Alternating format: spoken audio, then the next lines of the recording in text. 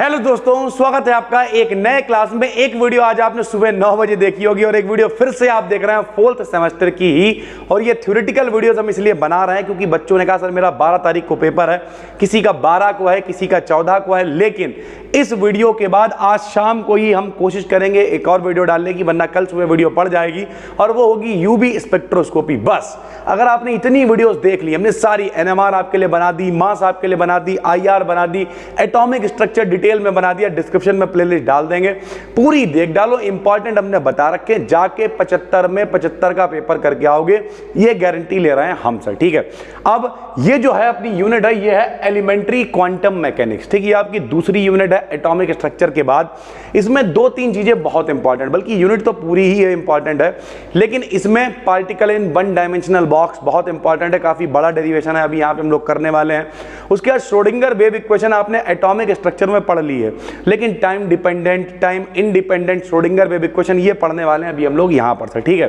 तो चलिए इस वीडियो को शुरू करते हैं। ये वीडियो भी थोड़ी सी बड़ी हो सकती है, लेकिन क्या ही फर्क पड़ता है। वो कहते नहीं, एक बड़ी पुरानी सी कहावत है, जब हौसला बना लिया ऊंची उड़ान का, जब हौसला बना लिया ऊंची उड़ान का, फिर फिजूल है खत देखना आसमान का। तो कोई फर्क नहीं पड़ता है। चलिए शुरू करते हैं, परेशानी की कोई बात नहीं है भाई, बस फटाफट से प्लेलिस्ट भगा भगा के देख डालो, जाके पेपर बेहतरीन कराओगे। चलिए sir, time dependent and time independent Schrödinger's equation, सरल भाषा में समझाते हैं।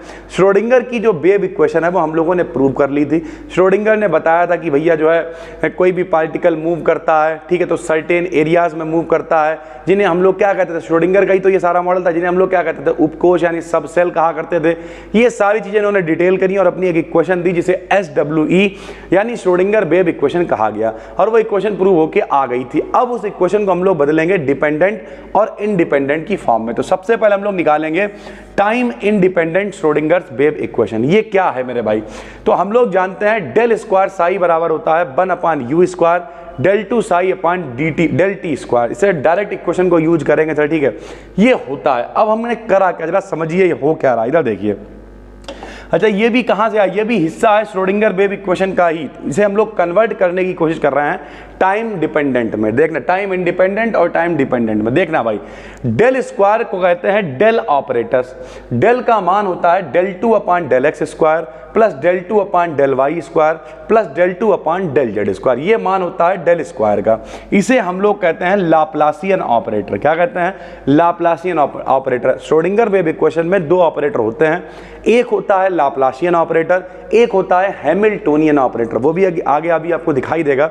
लेकिन ये जो हमने इक्वेशन लिखी हुई है, ये श्रोडिंगर वेव इक्वेशन लिखी हुई है किसकी फॉर्म में? ये लिखी हुई है लाप्लासियन ऑपरेटर की फॉर्म में।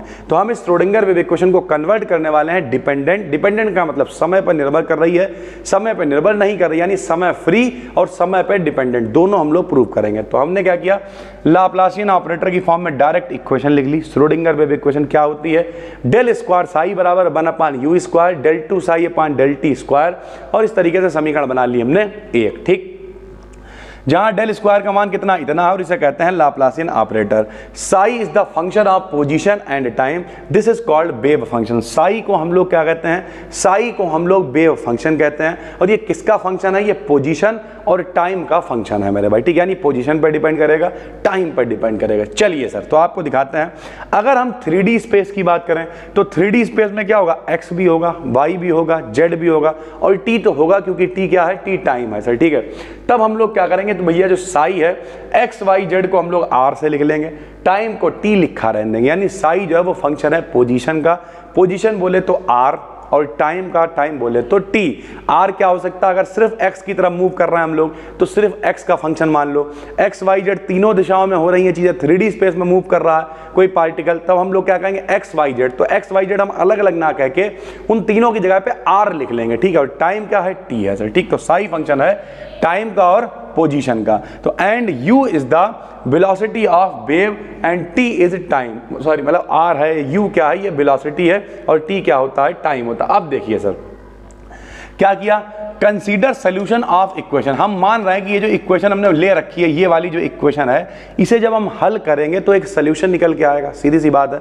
तो हम मान ले रहे हैं कि जो इस तरीके की इक्वेशंस होती हैं उनका सोल्यूशन क्या आता है, उनका सोल्यूशन ये होता है मेरे भाई, सोल्यूशन होता है साई बराबर साई 0 एक्स वाई जेड ई की पावर माइनस का आई ओमेगा टी। हमने माना कि जो एक consider solution of this equation, हमने माना कि जो इक्वेशन हमने लाप्लासियन ऑपरेटर की फॉर्म में ले रखी है उसका जब हम सोल्यूशन करेंगे तो वो सोल्यूशन कुछ इस तरीके का आएगा। ठीक, अब मेरे भाई साई 0 ऐसे लिखा रह दिया, एक्स वाई जेड क्या है, एक्स वाई जेड एक बार लिख के दिखा दिया क्योंकि एक्स वाई जेड ये पोजीशन को दिखा रहा है, लेकिन बार बार लिख के दिखाएंगे तो नहीं, वो तो पता ही अरे यार हम इस कमरे में खड़े हुए हैं तो जाहिर सी बात कमरे की लंबाई होगी, चौड़ाई होगी, ऊंचाई होगी, हम हवा में भी अगर हैं तब भी लंबाई चौड़ाई ऊंचाई में तो मूव कर ही रहना है, तो स्पेस के अंदर ही, तो एक्स वाई जेड लिख के दिखाने की जरूरत नहीं है, बार बार तुमने एक बार लिख के दिखा दिया।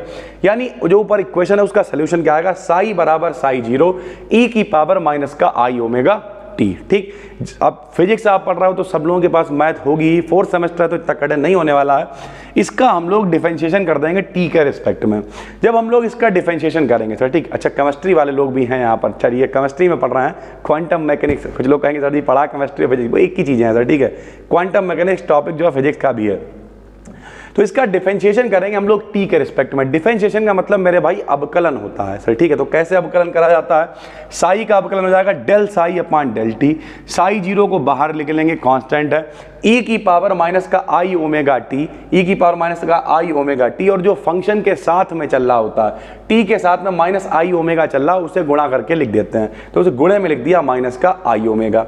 इसका एक बार फिर से डिफरेंशिएशन करेंगे, फिर से डिफरेंशिएशन हुआ तो d two psi upon d t square हो गया, साई 0 ऐसे रहेगा, ये फिर से आएगा और एक बार फिर से गुणा कर देंगे माइनस का आई ओमेगा से। इस तरीके से हल होके आ जाएगा del two psi upon del t square बराबर माइनस का साई ओमेगा स्क्वायर, और इसे हम लोग बना लेंगे एक इक्वेशन। ठीक, अब पहली जो इक्वेशन है वो क्या है, डेल टू साई बराबर माइनस का 1 अपान यू स्क्वायर, यू वेलोसिटी है, साई ओमेगा स्क्वायर, ये पहली इक्वेशन अपनी चल रही थी। इसे हमने ठीक किया मेरे भाई, कैसे ठीक करेंगे हम लोग जरा देखना। डेल स्क्वायर साई जैसे लिखा है वैसे ही लिखा रहने दिया। ठीक है, साई को ऐसे लिख दिया, ओमेगा स्क्वायर को यहाँ लिख लिया, यू स्क्वायर को यहाँ लिख लिया। ठीक, ओमेगा बराबर होता है 2 पाई न्यू, न्यू क्या है, न्यू होती है फ्रीक्वेंसी, ओमेगा बराबर 2 पाई एन, 2 पाई एफ या 2 पाई न्यू हम लोग रख सकते हैं, यहाँ पर रख दिया 2 पाई न्यू। जब 2 पाई न्यू रखा तो स्क्वायर चल रहा था तो माइनस का 4, 2 का स्क्वायर 4 हो गया, पाई स्क्वायर न्यू स्क्वायर आ गया। ठीक, माइनस वाला उधर पूरा टर्म चल रहा था। ठीक, यू बराबर होता है न्यू लैम्डा, तो फिर भैया मेरे न्यू को नीचे अगर यू ले जाए तो न्यू अपान यू बराबर हो जाएगा 1 अपान लैम्डा, तो न्यू अपान यू को लिख सकते हैं 1 अपान लैम्डा का स्क्वायर, क्योंकि स्क्वायर चल रहा है, तो न्यू अपान यू की जगह पे 1 अपान लैम्डा स्क्वायर रख दिया। इसे हम लोग इधर ले आए क्योंकि माइनस का था तो इधर आके प्लस हो गया, प्लस हुआ तो डेल स्क्वायर साई प्लस का 4 pi square upon lambda square psi बराबर 0 हो गया। अब सबको पता है जो ऊर्जा होती है किसी पार्टिकल के अंदर, मेरे अंदर भी अगर ऊर्जा है तो कौन सी ऊर्जा है, गतिज ऊर्जा है प्लस स्थितिज ऊर्जा है, उसे हम लोग टोटल एनर्जी कहते हैं। तो गतिज प्लस स्थितिज equals to total energy. Total energy क्या हो जाएगी, ई बराबर हो जाएगा के प्लस का वी, ई माने total energy, K for kinetic, V for potential energy. तो ई ऐसे रखा, के की जगह पे रख दिया half M V square, 9th class में पढ़ाया जाता है गतिज ऊर्जा का फॉर्मूला है। वी हमने ऐसे रखा, ई माइनस बी का मान निकाल लिया हाफ एम बी स्क्वायर। ठीक है, 2 को हम ऊपर ले आए, यहाँ से स्क्वायर हटाएंगे रूट आ जाएगा, तो बी का मान इतना आ गया अंडर रूट के अंदर। हम चाहें तो यहाँ पे क्या करें, m से गुणा करें, m से भाग दें, जब m से गुणा करेंगे तो ऊपर 2m हो जाएगा, भाग देंगे तो m स्क्वायर हो जाएगा, m स्क्वायर का m बाहर आया, इसे भी उधर भेज दिया तो mb बराबर इतना आ गया। mb क्या है, संवेग बराबर द्रव्यमान गुणे वेग, यानी momentum equals to mass into velocity. तो मास इनटू वेलोसिटी तो m इनटू v को हमने p लिख दिया। ठीक, ये बन गया मोमेंटम, तो p equals to under root 2m E minus का वी आ गया था। ठीक है, अकॉर्डिंग टू डी ब्रॉगली ने क्या कहा, लैम्डा बराबर एच अपान एम बी, या लैम्डा बराबर एच अपान पी होता है। यहां से पी का मान निकाल लिया एच अपान लैम्डा हम लोगों ने। ठीक है, यहां पे मान रख दिया तो under root 2m E minus B, P की जगह पे आ गया एच अपान लैम्डा आ गया। एच को हमने नीचे भेज दिया, 1 अपान लैम्डा ऐसे रखा रहने दिया और एक इक्वेशन बना लिया। जो अपनी इक्वेशन नंबर 6 चल रही थी वो ये चल रही थी। यहां पर हम लोग क्या करेंगे, 1 अपान लैम्डा का मान रखेंगे। जरा देखिए इक्वेशन नंबर 6 कहाँ है सर, ये है इक्वेशन नंबर 6। यहाँ 1 अपान लैम्डा चल रहा ना बटे में, तो ये लैम्डा हम यहाँ से हटाएंगे और ये वाला मान हम लोग यहाँ पे रखेंगे। तो मेरे भाई 1 अपान लैम्डा का मान रखा, 1 अपान एच स्क्वायर हो गया, और ये अंडर रूट मेरे भाई गायब हो जाएगा क्योंकि स्क्वायर चल रहा था, तो ई माइनस का बी आया, 2m साई बराबर 0 आ गया। ठीक, एच अपान 2 पाई को हम लोग एच बार पढ़ते हैं, तो देखिए एच है 2 पाई है, स्क्वायर चल रहा तो ये h बार बना देंगे।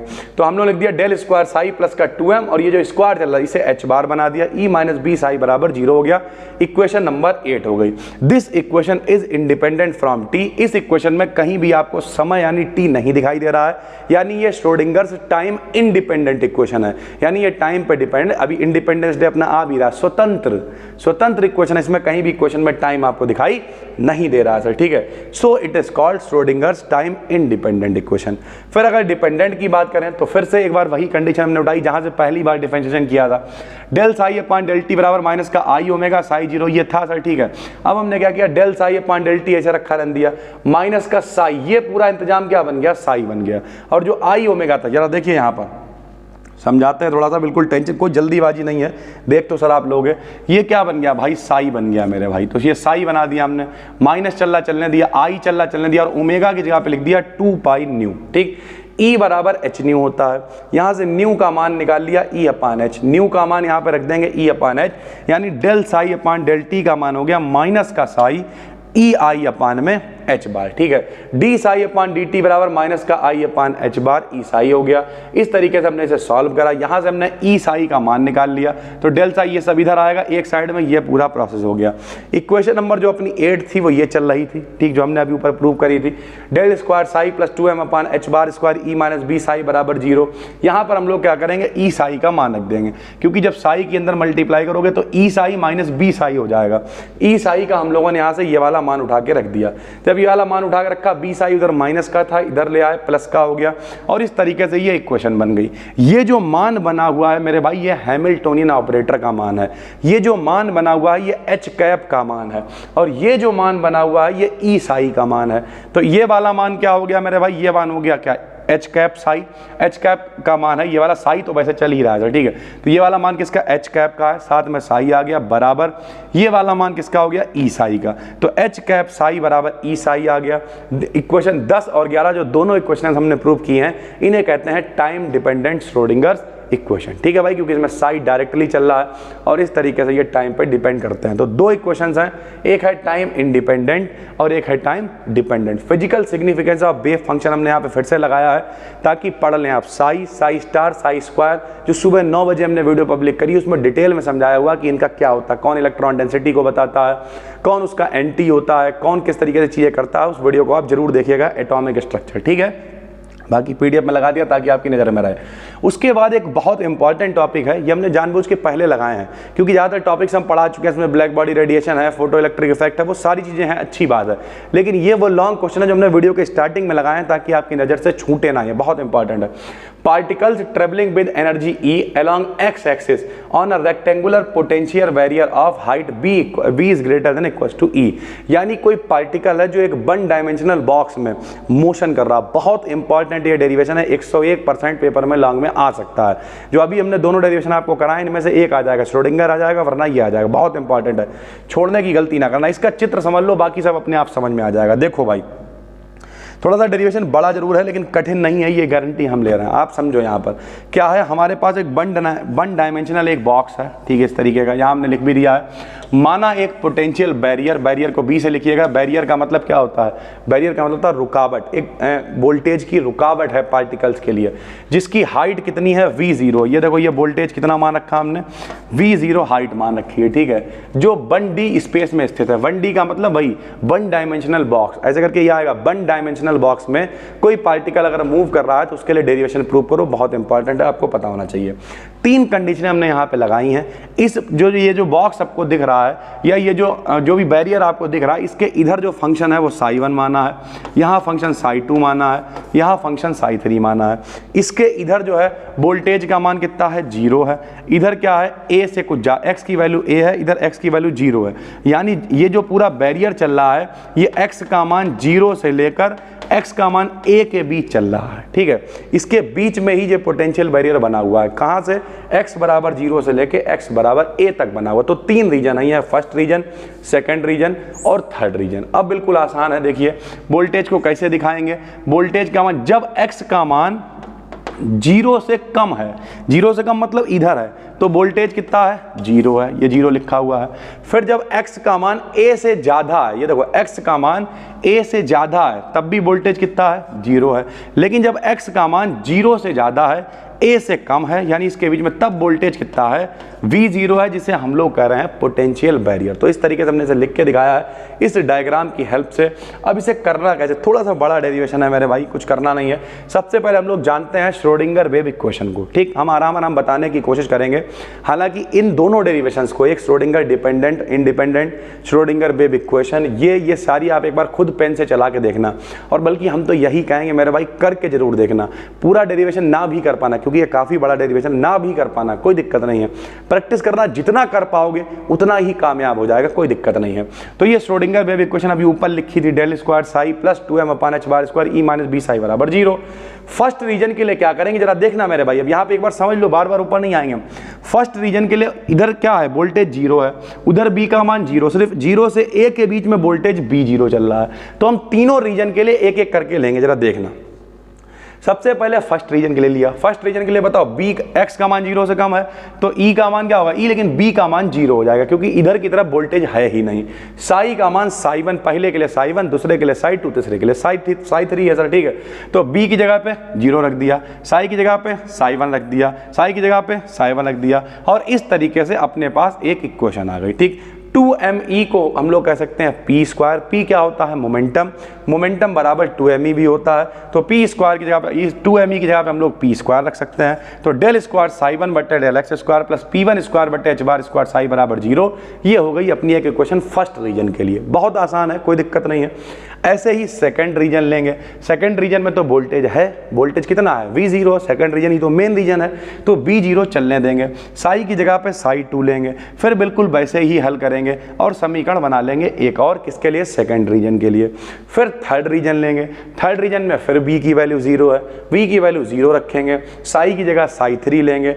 अब जब इधर भी 0 है, इधर भी 0 है, तो जो P1 है वही P3 है, मतलब जो इधर वाला मान है वही इधर वाला मान है। तो हम लोग कहेंगे भैया P1 और P3 का मान बराबर है, क्योंकि B दोनों में 0 है, तो हम लोग इसे भी P1 स्क्वायर लिख लेंगे, यानी पहली और तीसरी इक्वेशन सेम हो जाएगी, और जो बीच वाले के लिए निकाली वो इक्वेशन अलग हो जाएगी, क्योंकि उसमें वोल्टेज चल रहा है तो उसका मोमेंटम अलग होगा, इसमें वोल्टेज नहीं है, दोनों में वोल्टेज 0 है, तो मोमेंटम सेम हो जाएगा। तो इस तरीके से तीनों रीजन्स के लिए आप क्या करोगे, इक्वेशन बना लोगे, B का मान 0 रख दिया, दो में एक में मान रख दिया B0। फिर क्या हम मानेंगे कि इन जो ये हमने जो इक्वेशनें बनाई हैं, इनके जो सल्यूशन है, यानी इनके जो आंसर आएंगे निकल के हल करने पे, वो कैसे आएंगे। तो इनके आंसर कुछ ऐसे आएंगे, साई 1 बराबर a e की power i P1 x/h bar plus b e की पावर माइनस का P1 x/h बार। ऐसे 2 के लिए c और d मान लिए नियतांक, 3 के लिए E और F मान लिए नियतांक। इस तरीके के तीनों इक्वेशंस के सॉल्यूशंस आएंगे। सारी चीज़ें हमने लिख के दिखा दी, और फिर हमने लास्ट में यह भी बताया कि जो लास्ट वाली इक्वेशन है उसमें first term represent transmitted term को दिखा रहा है, जो टकरा के वापस जा रहा, and value of second term is 0। फिर हमने ये भी बताया जब हम इन सबको हल करेंगे, पूरी तरीके से सॉल्व करेंगे, तो जो आखिरी वाला टर्म अपना है, इसमें जो दूसरा टर्म है इसकी वैल्यू 0 हो जाएगी हल करने पर, ठीक। तो जब ऑब्जर्व करेंगे तो इस तरीके से जो आखिरी वाली इक्वेशन है उसमें F वाला टर्म 0 हो जाएगा, सिर्फ E वाला टर्म आएगा, ठीक। तो अगर यहां तक आप समझने की कोशिश करें, सबसे पहले हमने 3 रीजन बनाए हैं, तीनों की कंडीशनें बना के 3 इक्वेशनें बनाई और उनके 3 सॉल्यूशन मान लिए, और उस सॉल्यूशन को जब सॉल्व करेंगे तो एक आखिरी वाले का F वाला सॉल्यूशन 0 हो जाएगा। तो ये अपने पास सॉल्यूशन आ गया। अब हम लगाएंगे बाउंड्री की कंडीशन। बाउंड्री की कंडीशन क्या है, सुनिए। From the continuity of the wave function at x equals to 0, जब x बराबर 0 है, यहाँ पे देखिए सर, यहाँ पे देखिए, यहाँ पे कहाँ गया डायग्राम, ये रहा। x का मान 0 है, यानी इस समय सब लोग ध्यान से समझे, अगर फंक्शन कॉन्टिन्यूअस है तो x बराबर 0 पे जो इधर वाला साई 1 है वो साई 2 के बराबर होगा भाई, कॉन्टिन्यूअस फंक्शन अगर है। ऐसे ही x बराबर a पर, ठीक, अगर फंक्शन कॉन्टिन्यूअस तो इधर साई 2 जो है वो साई 3 के बराबर होगा। तो हमने कहा अगर फंक्शन कॉन्टिन्यूअस है तो यहाँ पर जो है ये दोनों बराबर होंगे, यहाँ पर ये दोनों बराबर होंगे। तो हमने लिख के दिखाया बाउंड्री कंडीशन के लिए, ये देखिए बाउंड्री कंडीशन के लिए हमने लिख के दिखाया x बराबर 0 पे psi1 का मान psi2 के बराबर होगा, बराबर रख दिया मेरे भाई। ऐसे x बराबर a पे psi2 का मान psi3 के बराबर होगा, बराबर रख दिया मेरे भाई। इस तरीके से ये मान बराबर होगा। उसी तरीके से जब ये मान बराबर हो गए तो इक्वेशन नंबर 15 में क्या होगा, a प्लस बी का मान c प्लस डी के बराबर आ जाएगा। इक्वेशन नंबर 15 कहाँ है सर? इक्वेशन नंबर 15 में देखिए psi1 का मान किसके बराबर है, psi2 के बराबर है। psi1 ये रहा सर, psi2 ये रहा सर। जब ये दोनों बराबर हो जाएंगे, दोनों कंडीशनें बराबर आ जाएंगी, तो बराबर कंडीशन में a प्लस बी का मान c प्लस डी के बराबर हो जाएगा। जब हम लोग इन्हें सॉल्व करेंगे तब तो हमने ये कंडीशनें लिख के दिखा दी। और इक्वेशन नंबर 16 से जो कांस्टेंट थे वो आपस में बराबर हो जाएंगे, जो साथ में पावर चल रही थी सारी चीजें। उसी तरीके से a के लिए मान लिया, a के लिए c वाला मान और e वाला मान ये आपस में बराबर हो जाएंगे। देखिए c और e का मान आपस में बराबर हो जाएगा, इनके जो कांस्टेंट हैं वो आपस में बराबर हो जाएंगे, यानी इन्हें आपने आपस में बराबर कर दिया। फिर क्या करेंगे, जब हम ये सारी चीजें कर लेंगे तब हम एक बार, हमें कुल मिला के करना क्या है इसमें हम बता रहे हैं आपको। ये हमने कांस्टेंट मान रखे क्योंकि हमें पता नहीं है सोल्यूशन क्या है। उस सोल्यूशन को हल करने के लिए हमें ए बी सी डी के मान निकालने पड़ेंगे। तो हमने क्या किया, एक बार इक्वेशंस को इन्हें जोड़ दिया। आराम से ये पीडीएफ हम आपको टेलीग्राम पे दे देंगे, इसे देखना बैठ के, बिल्कुल कठिन नहीं है। एक बार जोड़ेंगे, हमने लिखा ऑन एडिंग इक्वेशन 19 एंड 20, 19 और 20 को जोड़ेंगे तो हमारे पास b से b कैंसिल हो जाएगा, a का मान आ जाएगा। तो a को हल करने पे मान आएगा इतना, ये a का मान आ गया। उसी तरीके से एक बार घटाएंगे ऑन सब्सट्रैक्टिंग, जाहिर सी बात है दो इक्वेशनें होती हैं तो क्या करते हैं, एक बार जोड़ देते हैं, एक बार घटा देते हैं। हम आपको दिखाए भी दे रहे हैं सर, ठीक है। इक्वेशन नंबर 19 कहाँ है, ये देखिए इक्वेशन नंबर 19 है, कहाँ है सर, ये देखिए इक्वेशन नंबर 19 यहीं पे, और ये है इक्वेशन नंबर 20। ये देखो ये 19 है, ये 20 है। एक बार जोड़ेंगे तो देखो, जोड़ेंगे तो ये b प्लस का है, b माइनस का है, दोनों कैंसिल हो जाएंगे। एक बार घटाएंगे तो दोनों प्लस के, तो a में से a घटेगा तो ये कैंसिल हो जाएगा। यानी एक बार a का मान निकल के आएगा, एक बार b का मान निकल के आएगा, a b का मान निकल आया। ऐसे जो और इक्वेशन है 21 और 22, उन्हें जब जोड़ेंगे तो एक बार c का मान निकल आएगा, एक बार घटाएंगे तो d का मान निकल आएगा। और इस तरीके से a b c d सबके मान निकल आएंगे। सारे मान हम लोग उठा के रख देंगे कहाँ, इक्वेशन नंबर 26 में। सारे मान जब रखेंगे तो a b, देखिए a का पूरा मान अपने पास निकल के आ जाएगा। और इस तरीके जब इन्हें सॉल्व करेंगे तो अपने पास मान निकल के आएगा e अपान a का, जो a वाला मान चल रहा था उसे सॉल्व करेंगे।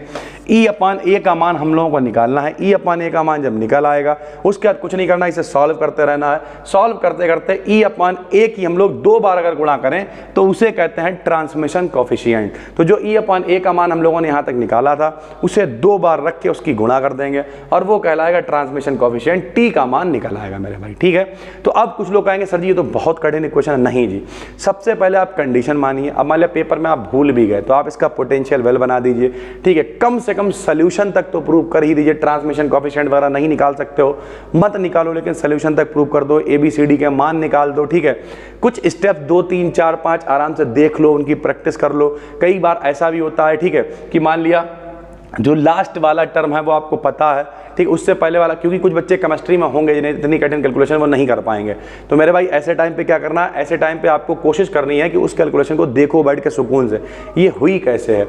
और बस अगर वो टर्म भी आप निकाल दोगे तो पूरे नंबर आराम से आपको मिल जाएंगे। तो ये 1 डायमेंशनल बॉक्स के लिए बहुत आसान है। 3 आपको रीजन मानने हैं, psi1 psi2 psi3, उनकी 3 इक्वेशनें बनानी है, मान रखे, उनके सोल्यूशन मान लेने हैं। फिर कुछ नहीं करना मेरे भाई, जोड़ना घटाना, इक्वेशनों को जोड़ा, a का मान घटाया, b का मान जोड़ा, c का मान घटाया, d का मान, इस तरीके से ABCD के मान निकालने हैं। लास्ट में a वाली इक्वेशन से e अपान a का मान निकाल के 2 बार गुणा कर देनी है, जो ट्रांसमिशन कोफिशिएंट कहलाएगा और मान आपका t का निकल आएगा 1 डायमेंशनल बॉक्स के लिए। तो इस तरीके से t का मान हमने निकाल दिया सर, ठीक है। उसके बाद ब्लैक बॉडी रेडिएशन, ये सारी चीजें हमने डिटेलिंग करी हुई हैं, आपको पढ़ाई हुई हैं, तो यहां से हम ये सारी चीजें जोड़ देंगे। फोटो इलेक्ट्रिक इफेक्ट के बारे में मेरे भाई हमारे क्लास में हर टॉपिक में कोशिश करते हैं कि आपके पास वो कंटेंट पहुंचे कि आपको दोबारा पढ़ने की जरूरत ना पड़े, ऐसे ही सीख जाओ आप। फोटो माने होता है प्रकाश, फोटो माने क्या होता है, प्रकाश होता है। इलेक्ट्रिक मतलब विद्युत, और इफेक्ट का मतलब प्रभाव, यानी प्रकाश विद्युत प्रभाव, ठीक है। इसका मतलब ये होता क्या है आपको बताते। कोई भी धातु हो, धातु क्यों कह रहा है मेरे भाई, धातु मतलब मेटल। मेटल क्या होती हैं, जैसे सोडियम है, सब ध्यान से देखिए। अब सबको पता हुआ 4th सेमेस्टर में, तो इतना हम आपसे उम्मीद कर सकते हैं, सोडियम का नंबर होता है 11, विन्यास इसका बनेगा 2 8 1। तो देखिए इसके पास एक फ्री इलेक्ट्रॉन है, फालतू इलेक्ट्रॉन है। क्यों? क्योंकि कौशल और लुईस ने कहा जिनके पास भी 8 इलेक्ट्रॉन होंगे वो स्टेबल माने जाएंगे, बाकी जिनके पास 1 है 2 है 3 है वो स्टेबल नहीं है, वो जुगाड़ लगाएंगे, कहीं से मिल जाए, कहीं इलेक्ट्रॉन दे दें, ले दे के 8 पूरे कर लें। तो ये इसके बाद एक इलेक्ट्रॉन देखा जाए तो फालतू है, ठीक है भाई। होगा क्या जब, और ऐसे ही सारी धातुएं जितनी होती हैं, तो ये क्या करता है, इलेक्ट्रॉन दे देता है और Na के ऊपर क्या आ जाता है, एक प्लस आ जाता है। प्लस का मतलब धनायन यानी पॉजिटिव। धा से याद कर लो, धा से धनायन, धा से धातु। जितने भी लोग धनायन बनाते हैं अर्थात जितने भी लोग पॉजिटिव आयन बनाते हैं, जो भी लोग इलेक्ट्रॉन दे देते हैं, वो सारे मेटल यानी धातु होते हैं। बात खत्म हो गई। तो रियलिटी मेरे भाई ये है कि जितनी भी धातुएं हैं उन सब पे जब प्रकाश पड़ता है तो प्रकाश पड़ेगा मेटल की सरफेस पे, मेटल सरफेस पर गर्म होने लगेगी। हमने आपको पिछले क्लास में बताया था कि एमिशन पावर यानी उत्सर्जन पावर, ठीक है, एब्जॉर्प्शन पावर, ये सारी चीजें हमने पिछले क्लास में चर्चा करी थी। इस पर ब्लैक बॉडी रेडिएशन, पहले आप उसे देखिएगा फिर इसे देखिएगा। तो होगा क्या, जब प्रकाश पड़ेगा धातु की सतह पर तो वहां से इलेक्ट्रॉन निकलने शुरू हो जाएंगे और वो जो इलेक्ट्रॉन निकलेंगे उन्हें कहेंगे फोटो इलेक्ट्रॉन, प्रकाश के कारण निकलना है, या फिर प्रकाश इलेक्ट्रॉन कहेंगे। और इस घटना को कहेंगे प्रकाश विद्युत प्रभाव यानी फोटो इलेक्ट्रिक इफेक्ट। देखिए सर, किसी मेटल की सरफेस पर सुइटेबल रेडिएशन फॉल होती है, यानी जब किसी मेटल की सरफेस पर एक परफेक्ट रेडिएशन गिरता है तो मेटल की सरफेस से इलेक्ट्रॉन निकलने लगते हैं। तो मेटल की सरफेस से क्या होता है, इलेक्ट्रॉन निकलने लगते हैं। इस इफेक्ट को हम लोग कहते हैं फोटो इलेक्ट्रिक इफेक्ट। क्या कहते हैं, फोटो इलेक्ट्रिक इफेक्ट कहते हैं। भाई सीधी सी बात है, इससे सरल लैंग्वेज नहीं, हम खुद पूरा बैकहैंड पे बैठ के ये पीडीएफ भी हम खुद ही बनाते हैं। हमने कई बार ये बात कही है मेरे भाई कि टाइम लगेगा पर वो कंटेंट देंगे कि आप याद रखोगे कि सर जी कुछ पढ़ाया था, ठीक है। तो ढूंढने वाली नहीं, हवाबाज वाला कंटेंट नहीं है यार। किसी मेटल की सरफेस पर जब रेडिएशन पड़ेगा, जितनी रेडिएशन की उसे जरूरत है उस इलेक्ट्रॉन को बाहर निकलने के लिए, जब वो इलेक्ट्रॉन बाहर निकलने लगेगा, और इसे ही हम लोग कहेंगे फोटो इलेक्ट्रिक इफेक्ट मेरे भाई, ठीक है। फिर जो बहुत इंपॉर्टेंट अगर आपका थ्योरी का पेपर है तो है law of photo electric effect. Laws of photo electric effect क्या होते हैं, ध्यान से समझिए। एक्सपेरिमेंटल बेसिस पर फोटो इलेक्ट्रिक इफेक्ट के कुछ लॉ दिए गए। जैसे पहला लॉ क्या है, रेट ऑफ एमिशन जो है वो फोटो जो इलेक्ट्रॉन्स है उनकी इंटेंसिटी जो लाइट है उसके डायरेक्टली प्रोपोर्शनल होगी। क्या मतलब है कि प्रकाश जितनी तेजी से पड़ेगा उसकी पावर जितनी ज्यादा होगी, इलेक्ट्रॉनों की स्पीड उतनी ज्यादा होगी। सीधी सी बात है यार, प्रकाश पड़ रहा है, हीट मिल रही है, इलेक्ट्रॉन बाहर आ रहे हैं, तो इलेक्ट्रॉन उतनी डायरेक्टली प्रोपोर्शनली होगा। जितना ज्यादा प्रकाश, जितनी ज्यादा हीट, इलेक्ट्रॉन उतने ज्यादा बाहर आएंगे भाई। सीधी सी बात है, उसमें कोई बहुत बड़ा नियम नहीं है। तो नॉर्मली क्या है कि rate of emission of photo electrons की इंटेंसिटी इंसिडेंट लाइट, जो इंसिडेंट मतलब टकराने वाला प्रकाश है, उसके डायरेक्टली प्रोपोर्शनल होती है। यानी प्रकाश जितना ज्यादा होगा इलेक्ट्रॉन उतने ज्यादा निकलेंगे। अपनी भाषा में समझो, वहां जो लिखा है उसे लिखा रहने दो भाई। दूसरा क्या है, एमिटेड इलेक्ट्रॉन्स की वेलोसिटी इंटेंसिटी इंसिडेंट लाइट पर डिपेंड नहीं करती। जरा देखिए यहां पर, एमिटेड इलेक्ट्रॉन्स की velocity intensity of incident light पर डिपेंड नहीं करती। यानी जो वेलोसिटी है वो लाइट पर डिपेंड नहीं कर रही है। ध्यान से समझना, इलेक्ट्रॉन जो निकल के बाहर आ रहे हैं, जितने ज्यादा आ रहे हैं वो डिपेंड कर रहा है, लेकिन उनकी वेलोसिटी कितनी होगी निकलने के बाद वो उस पर निर्भर नहीं करेगी। तो पहला पॉइंट क्या है कि प्रकाश जितना ज्यादा पड़ेगा इलेक्ट्रॉन उतने ज्यादा बाहर निकलेंगे। प्रकाश का काम सिर्फ क्या है, इलेक्ट्रॉनों को बाहर निकालना, निकलने के बाद उसकी वेलोसिटी क्या होगी उससे कोई भी मतलब नहीं है सर, ठीक है। बाकी यहीं पर आपको फाइल्स नाम का फोल्डर मिल ही गया होगा, पीडीएफ सारी आपको वहीं पे मिल जाएंगी, मस्त होकर लिखिए, बैठ के पढ़िए, बाकी कोई टेंशन नहीं है सर, ठीक है। फोटो इलेक्ट्रॉन्स की वेलोसिटी इंसिडेंट लाइट फ्रीक्वेंसी के प्रोपोर्शनल होती है। यानी जो लाइट है उसकी जो फ्रीक्वेंसी है, आवृत्ति कितनी ज्यादा, अगर आवृत्ति ज्यादा होगी तो इलेक्ट्रॉन्स की वेलोसिटी भी ज्यादा होगी। यानी फ्रीक्वेंसी पर डिपेंड करेगी। नॉर्मली इंसिडेंट जो लाइट टकरा रही उस पर डायरेक्ट डिपेंड नहीं करेगी, उसकी फ्रीक्वेंसी पर डिपेंड करेगी सर, ठीक है। फोटो एमिशन लाइट की फ्रीक्वेंसी की एक मिनिमम फिक्स्ड वैल्यू पर डिपेंड करती है। यानी जो प्रकाश, फोटो समझते हो, फोटो मतलब प्रकाश, एमिशन लाइट का मतलब क्या है, उत्सर्जित होने वाला प्रकाश की आवृत्ति एक मिनिमम फिक्स्ड वैल्यू पर निर्भर करती है। यानी जो आवृत्ति है वो बहुत ज़्यादा नहीं हो सकती है, बहुत कम नहीं हो सकती, एक सर्टेन वैल्यू होगी, एक लिमिटेड वैल्यू होगी, एक फिक्स्ड वैल्यू होगी, उसी पर डिपेंड करेगी सर, ठीक है। और incident of light of photon और एमिशन ऑफ फोटोन कि के लिए कोई टाइम डिले नहीं होगा। ये टाइम डिले क्या होता है, मतलब टाइम डिले मतलब इंटरवल, कि ऐसा नहीं है प्रकाश गिर रहा है इलेक्ट्रॉन निकल ही नहीं रहा, नहीं जी, सीधे सीधे प्रकाश आएगा। अगर प्रकाश की इंटेंसिटी अच्छी खासी है तो प्रकाश जाएगा, टकराएगा, तुरंत इलेक्ट्रॉन निकलने शुरू हो जाएंगे, बीच में कोई भी time delay, time gap, time interval नहीं होगा सर, ठीक है। तो ये टोटल 5 जो लॉ दिए गए सर टोटल, इसके ऊपर फिर आइंस्टीन ने क्वेश्चन दी, इन्हें एक्सप्लेन किया, जो हम लोग अगले क्लास में देखेंगे कि आइंस्टीन की क्वेश्चन क्या है, कैसे उन्होंने इसे एक्सप्लेन किया, क्या क्या चीजें हुई। लेकिन रियलिटी क्या है, हमने इस क्लास में क्या सीखा, हमने क्लास में सीखा फोटो इलेक्ट्रिक इफेक्ट। क्या होता है फोटो इलेक्ट्रिक इफेक्ट बताइए। फोटो इलेक्ट्रिक इफेक्ट होता है जब कोई मेटल है, कोई धातु है, कोई सरफेस है, उसके ऊपर प्रकाश गिरता है तो उससे इलेक्ट्रॉन निकलने शुरू हो जाते हैं। इसे फोटो इलेक्ट्रिक इफेक्ट कहते हैं। फोटो इलेक्ट्रिक इफेक्ट का मतलब इलेक्ट्रॉन निकल रहा है तो इलेक्ट्रॉन की इंटेंसिटी उतनी ज़्यादा होगी जितना ज़्यादा प्रकाश पड़ेगा। डायरेक्ट वेलोसिटी उस पर डिपेंड नहीं करेगी, लेकिन जो लाइट की फ्रिक्वेंसी है उस पर डिपेंड करेगी। अगर लाइट की फ्रिक्वेंसी बहुत ज़्यादा है तो इलेक्ट्रॉन्स की वेलोसिटी भी तेज हो जाएगी, वरना नहीं होगी। लास्ट में कोई टाइम डिले नहीं होगा, कोई टाइम इंटरवल, कोई टाइम गैप नहीं होगा। प्रकाश अगर गिर रहा है तो तुरंत ही इलेक्ट्रॉन भी निकलने शुरू हो जाएंगे, फटाफट से इलेक्ट्रॉन्स एमिट होते रहेंगे सर, ठीक है। तो ये है फोटो इलेक्ट्रिक इफेक्ट और इसके आधार पर इसके लॉ क्या होते हैं वो हमने आपको डिटेल में समझा दिया। वो है ब्लैक बॉडी रेडिएशन। ये बहुत इंपॉर्टेंट है मेरे भाई। ब्लैक बॉडी का मतलब क्या होता है मेरे भाई? काली बॉडी, काली सतह, काली सरफेस है, ठीक है।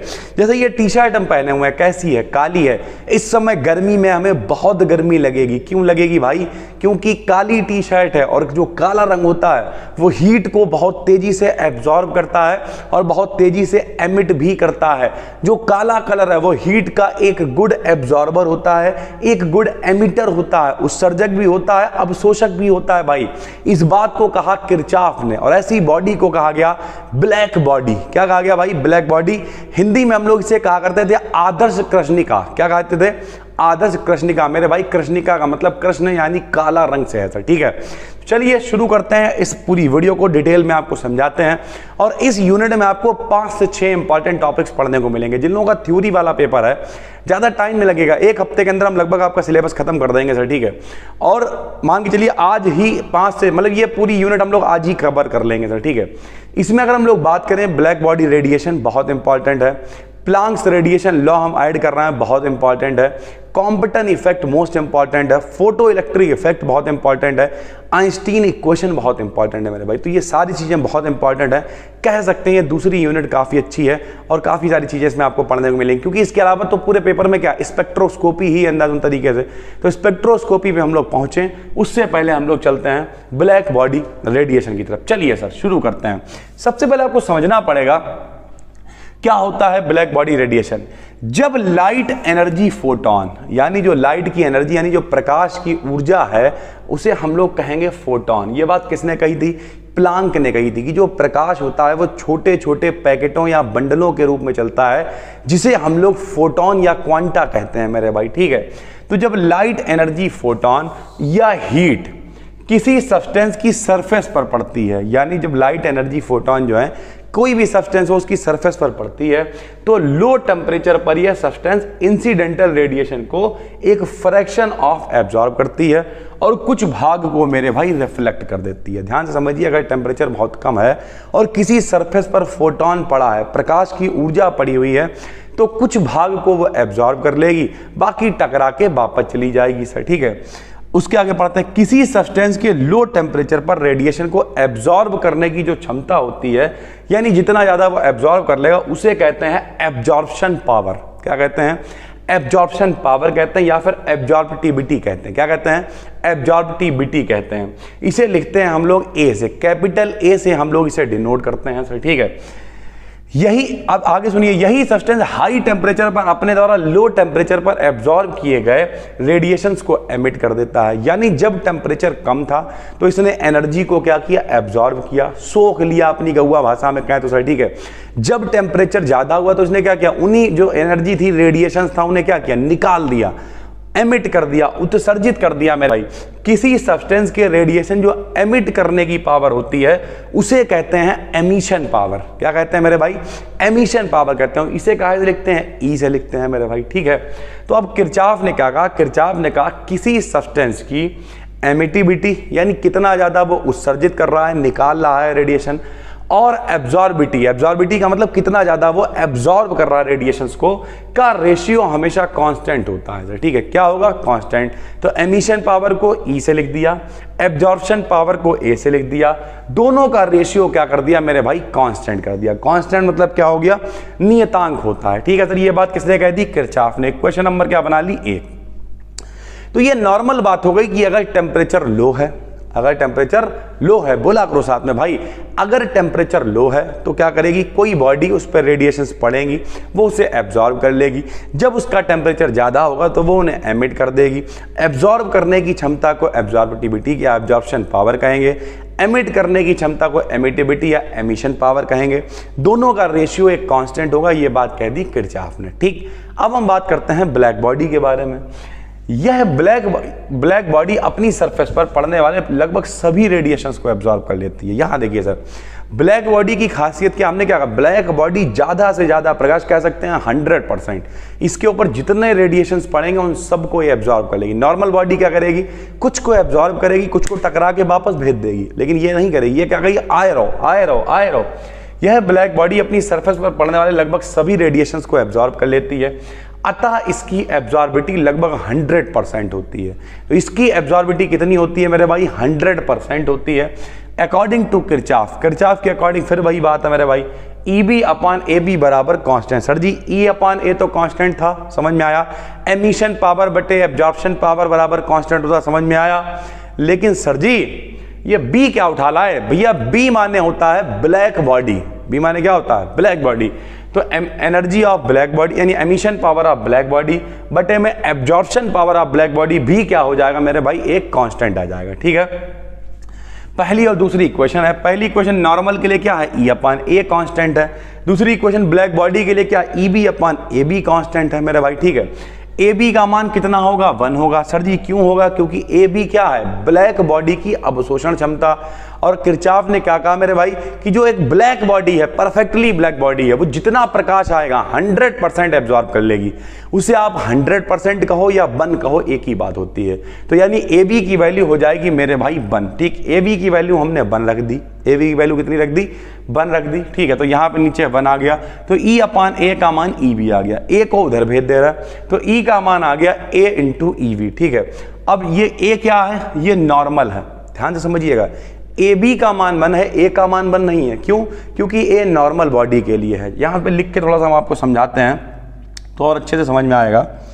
यहाँ देखिए सर, AB क्या है, AB है ब्लैक बॉडी रेडिएशन के लिए एब्जॉर्प्शन पावर। अब ब्लैक बॉडी क्या करेगी, अपने ऊपर 100% प्रकाश पड़ेगा और 100% प्रकाश को अवशोषित कर लेगी, यानी इसकी वैल्यू कितनी होगी, 1 होगी। लेकिन जो नॉर्मल बॉडी है, जिसके लिए हमने A मान रखा है, वो पूरे प्रकाश को थोड़ी एब्जॉर्ब कर लेगी।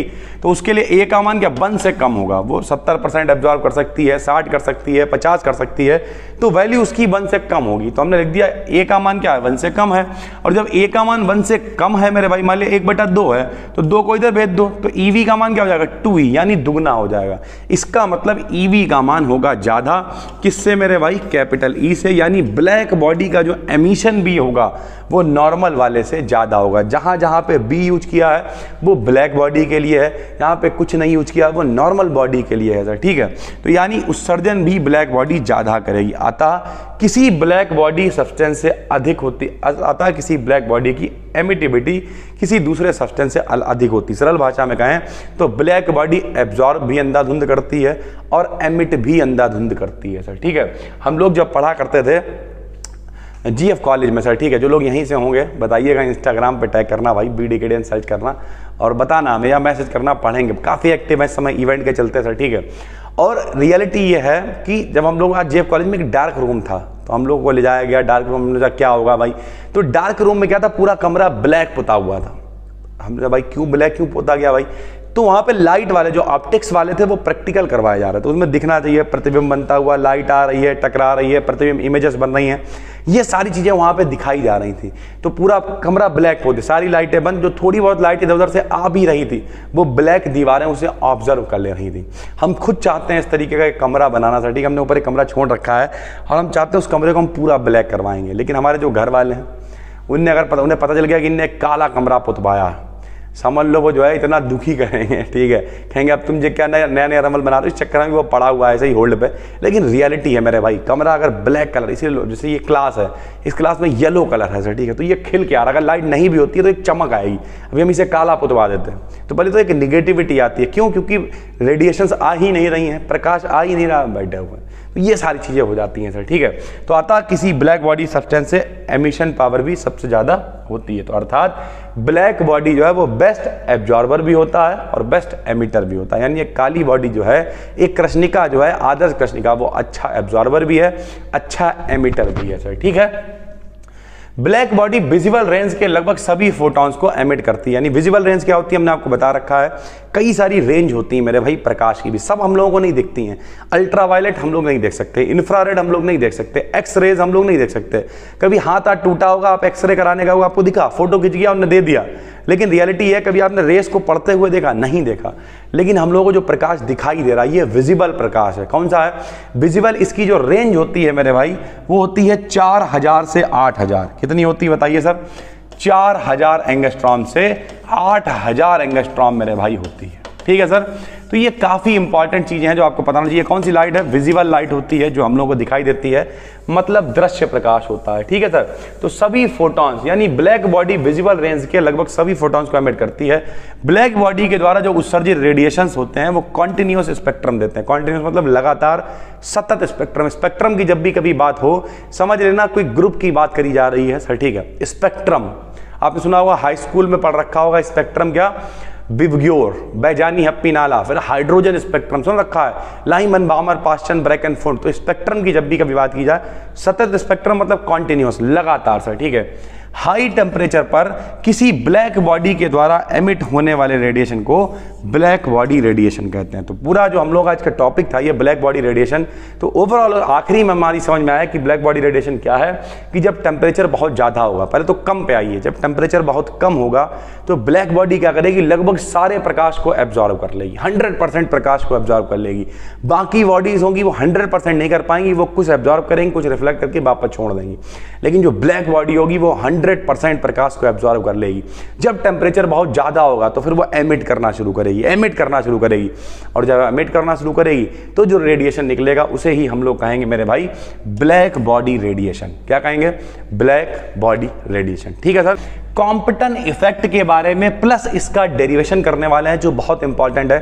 कॉम्पटन इफेक्ट मेरे भाई, कॉम्पटन नाम का एक साइंटिस्ट था, उसने दिया था, और ये बहुत इंपॉर्टेंट है।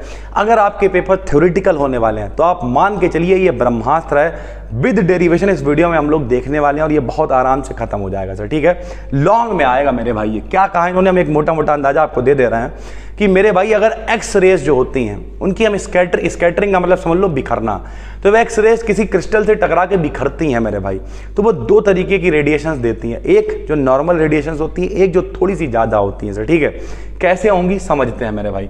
1921 में यानी 1921 में लाइट एलिमेंट्स के द्वारा मोनोक्रोमेटिक लाइट होती है एक वर्णीय प्रकाश जिनकी फेज डिफरेंस 0 होता है। सर जी फेज डिफरेंस क्या होता है? मान लिया एक तरंग ये है भाई और एक तरंग ये है, तो अगर इन दोनों के पीक पॉइंट हम लोग मिलाएं तो दोनों बिल्कुल सेम में है। अगर बाई चांस एक ऐसी तरंग होती तो इसका पीक पॉइंट यहाँ होता है, ये जो बीच का डिफरेंस होता है इसे हम लोग कहते हैं फेज डिफरेंस। कलांतर, कला में अंतर, चलने की तरीके में अंतर मेरे भाई। तो अगर चलने के तरीके में कोई अंतर नहीं तरंगों में तो वो मोनोक्रोमेटिक लाइट होती है सर, ठीक है। मोनोक्रोमेटिक एक्स रेज की स्कैटरिंग कराने पर उन्हें पता चला कॉम्पटन को कि जो स्कैटर्ड मतलब बिखरी हुई एक्स रेज होती हैं वो दो प्रकार के रेडिएशंस देती हैं मेरे भाई। कितने प्रकार के? दो प्रकार के रेडिएशंस देती हैं।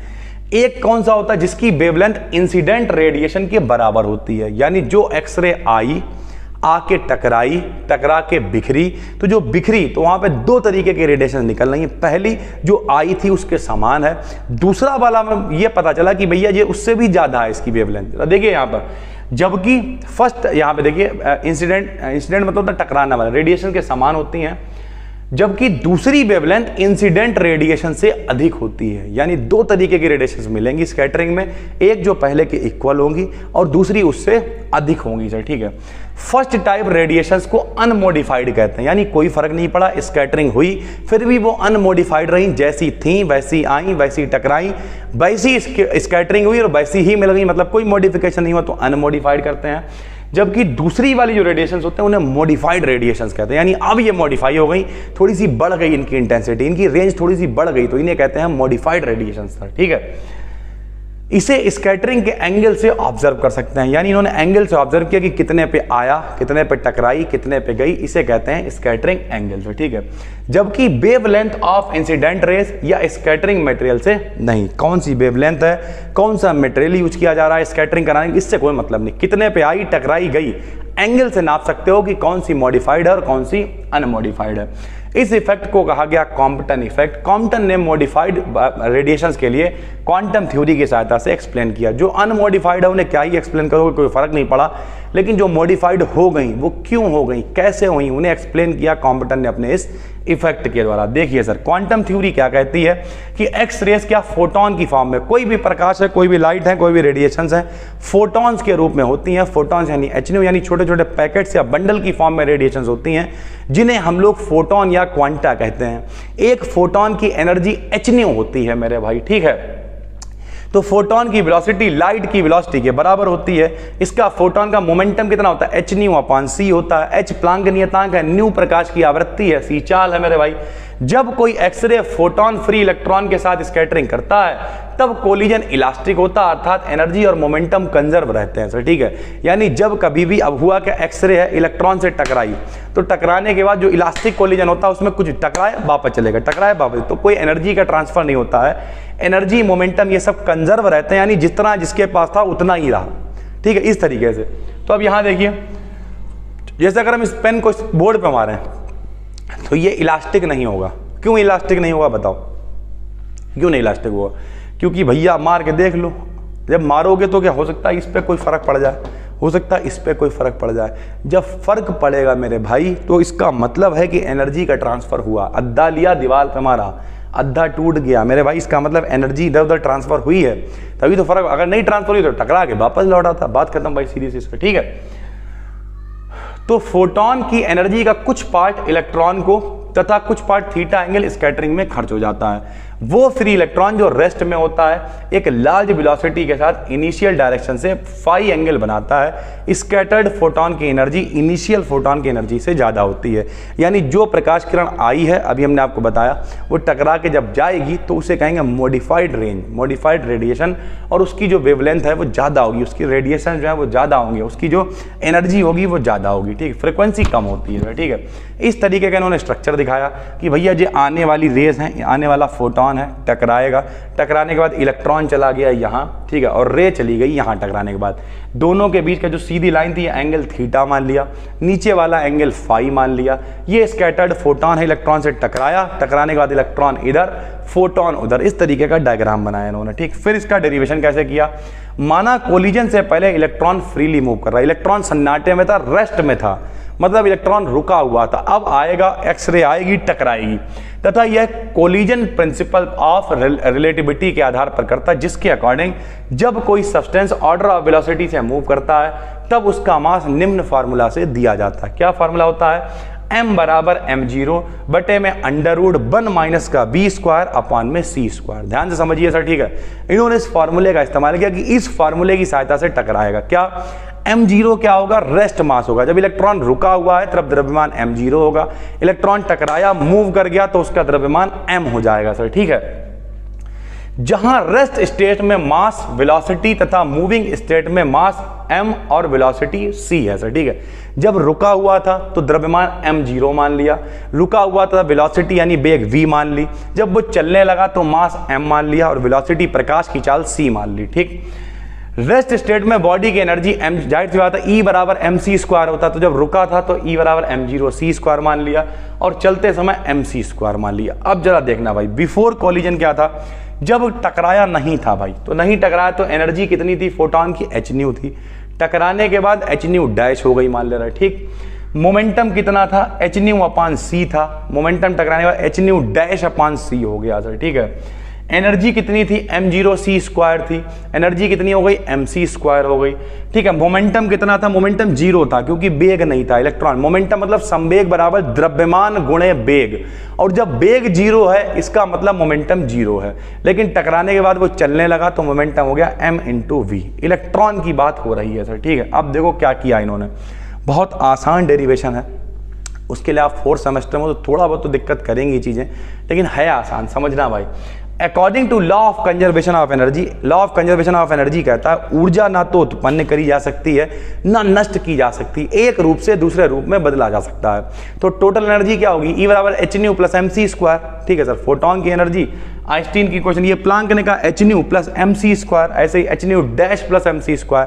पहले था तो एम जीरो, बाद में था तो एम हो गया, पहले था न्यू था बाद में न्यू डैश हो गया। ये टकराने से पहले की कंडीशन है, ये टकराने की बाद की कंडीशन है। उसी तरीके से इन्होंने एंगल के लिए भी लिया मेरे भाई, according to law of conservation of momentum के लिए। तो मोमेंटम के लिए मेरे भाई टकराने से पहले मोमेंटम जीरो, टकराने के बाद M V cos phi. Actual में होगा क्या, दो कंपोनेंट्स में डिवाइड करेंगे, कॉस फाई साइन फाई। मेरे भाई सबको पता है जब भी कोई वेक्टर क्वांटिटी होती है तो उसे हम लोग दो, जैसे मोमेंटम एक वेक्टर क्वांटिटी है, सदिश राशि है, तो उसे दो कंपोनेंट में इन्होंने डिवाइड किया, एक कॉस एक साइन।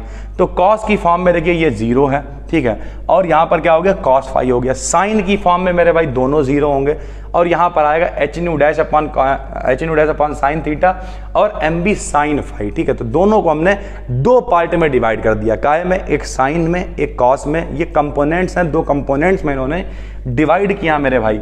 अब जो इक्वेशन नंबर 3 है मेरे भाई अपने पास, ये वाली इक्वेशन नंबर 3 है। ठीक, हमने क्या किया, एच न्यू वाला इंतजाम एक साइड कर लिया। देखो भैया न्यू और न्यू डैश एक साइड कर लिए, ये उधर ही रहने दिया, सी नीचे कॉमन था, एलसीएम ने उधर भेज दिया, तो C M V cos phi हो गया। ऐसे क्वेश्चन नंबर 4 को हल कर लिया। जब दोनों को हल किया तो देखिए इधर एक में आया कॉस फाई और एक में आया साइन फाई। सबको पता है sine square theta plus cos square theta 1 होता है। हमने दोनों को स्क्वायर किया और जोड़ दिया। देखिए सर, दोनों को स्क्वायर किया तो C square M square V square आ गया, दोनों फाई के स्क्वायर जुड़ गए। ऐसे उधर भी होल स्क्वायर हो गया, दोनों का होल स्क्वायर खोल दिया मेरे भाई, होल स्क्वायर ये 1 हो गया। C square M square V square का मान आ गया। इक्वेशन नंबर 7 जो मान आया वो यहाँ पर हमने रख दिया सर। ठीक है, अब हमने फिर से इक्वेशन ली दूसरी वाली, H nu plus M zero C square बराबर H nu dash plus M C square. फिर से हमने क्या करा, स्क्वायर कर दिया। बस स्क्वायर करते समय इसे पहले इधर ले आए। ठीक है, ये कौन सी इक्वेशन है देखा जाए तो अभी ऊपर लिखी हुई इक्वेशन नंबर 2। फिर से हमने होल स्क्वायर किया, होल स्क्वायर करने के बाद इक्वेशन नंबर हमने 8 बना दी। अब क्या करेंगे, 7 वाली जो इक्वेशन बनी है उसमें से हमने इक्वेशन नंबर 8 को घटा दिया। इक्वेशन नंबर 8 को घटाया, घटाने के बाद ये इक्वेशन नंबर 9 अपने पास आ गई। चूंकि हम लोग जानते हैं m0 बराबर होता है m under root 1 minus B square upon C square. दोनों तरफ स्क्वायर किया, हल किया, इक्वेशन नंबर 10 बना ली। इक्वेशन नंबर 9 और इक्वेशन नंबर 10 दोनों में मान m0 स्क्वायर सी पावर 4, m0 स्क्वायर सी पावर 4, ये वाला जो मान देखो इक्वेशन नंबर 9 देखो, बताओ एम स्क्वायर सी की power 4 minus M square B square C की पावर 4। ये देखो एम स्क्वायर सी, ये वाला मान सेम आ रहा है तो इधर वाला मान बराबर होगा। 9 और 10 को हमने बराबर कर दिया, 9 और 10 को बराबर किया, इक्वेशन बराबर आ गई। एक टर्म कैंसिल हो गया, कैंसिल होने के बाद हमने क्या किया, जो प्लस वाला टर्म था उसे इधर ले आया, हल किया।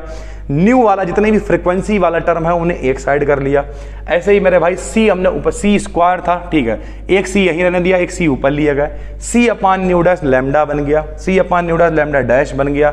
यहाँ से लैम्डा को कॉमन ले, मतलब लैम्डा माइनस लैम्डा डैश ऐसे चलने दिया, माइनस कॉमन ले लिया, माइनस इधर उधर करके पलट दिया सर। ठीक है, 1 माइनस कॉस थीटा, और लैम्डा डैश माइनस लैम्डा को लिख दिया डेल्टा लैम्डा, यानी चेंज इन वेवलेंथ हो गया। एच अपान m0 सी 1 माइनस का कॉस थीटा हो गया सर। ठीक है, इन इक्वेशन 11 ये जो वैल्यू आपके पास निकल के आई है, has the dimension of length, यानी लंबाई की value, it is called Compton wavelength, यानी जो निकल के आई है ये डेल्टा लैम्डा, इसे हम लोग कहते हैं कॉम्पटन तरंगदैर्घ्य यानी कॉम्पटन वेवलेंथ। अब आराम से समझो, फोन में इस पीडीएफ को आराम से खोल लेना, ठीक, एक एक करके स्टेप बाय स्टेप लिखते चले जाना, बहुत आसान है भाई। सबसे पहले इन्होंने क्या किया, नॉर्मल से जो law of conservation of energy, हमने क्या कहा, इलास्टिक कोलिजन होगा, जब इलास्टिक होगा तो एनर्जी और मोमेंटम दोनों परफेक्ट रहेंगे, बदलेंगे नहीं मेरे भाई। तो क्या हुआ, जितनी एनर्जी पहले उतनी बाद में, जितना मोमेंटम पहले उतना बाद में। पहले मोमेंटम 0 होगा, ठीक है, एक 0 होगा ना, लेकिन दोनों का जोड़, कहते नहीं गतिज ऊर्जा प्लस स्थितिज ऊर्जा, समान रहने का मतलब गतिज बढ़ेगी तो स्थितिज कम हो जाएगी, रहेगी सेम मेरे भाई। इस तरीके से हमने दो कंपोनेंट में मोमेंटम को डिवाइड कर दिया, क्योंकि एक वेक्टर क्वांटिटी है, कॉस और साइन की फॉर्म में तोड़ लिया। जब कॉस और साइन दोनों आ गए, स्क्वायर करके जोड़ दिया, क्योंकि पता था sine square 5 plus cos square 5 बन जाएगा। हल करते चलेगा, कुछ और इक्वेशंस बनी, कुछ घटाया, कुछ जोड़ा। m बराबर m0 1 minus B square upon C square का इस्तेमाल कर लिया, इक्वेशनों को रखा और हल करके मान निकाला हमने डेल्टा लैम्डा का, जो कहलाई कॉम्पटन वेवलेंथ। ये बहुत इंपॉर्टेंट, अगर लॉन्ग में आता है मेरे भाई तो बहुत इंपॉर्टेंट है। अगर आपका थ्योरेटिकल पेपर और मल्टीपल चॉइस पेपर है तो सिर्फ देख लो इस वीडियो को, और मल्टीपल में देखा जाए तो इसमें पूछा जाएगा कॉम्पिटेंस जब टक्कर होती है, कोलिजन होता है, तो क्या जो है वो कंजर्व रहता है, तो एनर्जी और मोमेंटम कंजर्व रहता है क्योंकि टोटली इलास्टिक कोलिजन होता है। ठीक है, आइंस्टीन थ्योरी, जो फोटो इलेक्ट्रिक इफेक्ट होता था क्या होता था जरा बताइए, ध्यान से सुनिएगा। फोटो इलेक्ट्रिक इफेक्ट ये होता था कि जब किसी धातु की सतह पर, जब किसी मेटल की सरफेस पर प्रकाश पड़ता था तो इससे मेरे भाई इलेक्ट्रॉन निकलने शुरू हो जाते थे। इससे क्या निकलने शुरू हो जाते थे, इलेक्ट्रॉन निकलने स्टार्ट हो जाते थे। इस प्रोसेस को हम लोग कहते थे फोटो इलेक्ट्रिक इफेक्ट। क्या कहते थे, फोटो इलेक्ट्रिक इफेक्ट। अब इसे एक्सप्लेन करने के लिए इसके 5 लॉ हमने आपको बताए थे कि जितनी ज्यादा प्रकाश की इंटेंसिटी होगी इलेक्ट्रॉन उतने तेजी से निकलेंगे, कोई टाइम गैप नहीं होगा, इस तरीके की चीजें हमने पिछले वीडियोस में आपको बताई थी। तो अगर आपको ये समझना है मेरे भाई तो आप कैसे समझोगे, जरा देखिए। आइंस्टीन ने क्या किया, जो फोटो इलेक्ट्रिक, इसके लिए पहले एक इक्वेशन प्रपोज करी, कैसे करी वो भी समझो। यहां देखो 2 बातें होती हैं। जैसे पहली बात क्या है, मान लीजिए ये एक मेरा क्लास है, जैसे ये क्लास है, इस क्लास में हमने क्या किया, मान लीजिए एक सीट पड़ी हुई है यहाँ पर, हमें क्या करना है, इस सीट को घर ले जाना है। ध्यान से समझिएगा, इस सीट को हमें घर ले जाना है। तो घर ले जाने के लिए हमें 2 एनर्जी चाहिए होंगी। पहली एनर्जी वो होगी जो इस सीट को हम कोचिंग के बाहर निकाल पाएंगे, और दूसरी एनर्जी वो होगी मेरे भाई बाहर निकालने के बाद घर तक ले जाना भी तो पड़ेगा। तो मेरे भाई जो फोटोन होता है, फोटोन की ऊर्जा कितनी होती है, h होती है। तो इन्होंने कहा कि जो भैया फोटोन की ऊर्जा है वो 2 तरीके से इस्तेमाल होती है। पहली क्या, बाहर निकालते समय कुछ काम करना पड़ेगा, वो बाहर निकालते समय, प्लस कुछ गतिज ऊर्जा होगी मेरे भाई, क्योंकि गतिज ऊर्जा मतलब ऊर्जा भी तो चाहिए है ले जाने के लिए, सिर्फ बाहर थोड़ी निकाल के रख लेंगे, अब ले जाना भी तो पड़ेगा मेरे भाई। तो सीधी सी मतलब क्या है कि आइंस्टीन ने फोटो इलेक्ट्रिक इफेक्ट के अकॉर्डिंग, देखिए यहाँ पे क्या इक्वेशन प्रपोज की इन्होंने। आइंस्टीन ने फोटो इलेक्ट्रिक इफेक्ट के कॉन्सेप्ट को 1905 में प्लांक की क्वांटम थ्योरी की हेल्प से समझाया।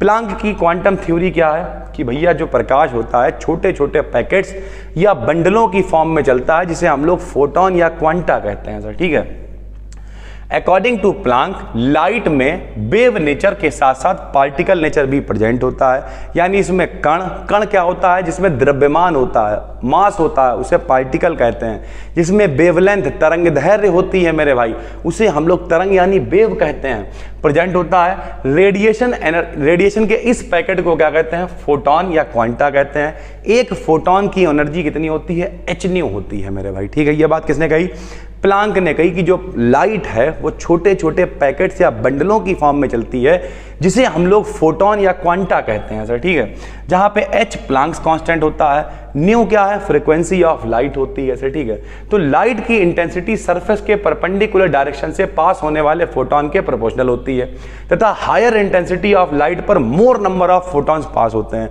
जितनी इंटेंसिटी ज्यादा होगी उतने ज्यादा फोटॉन्स जाएंगे भाई।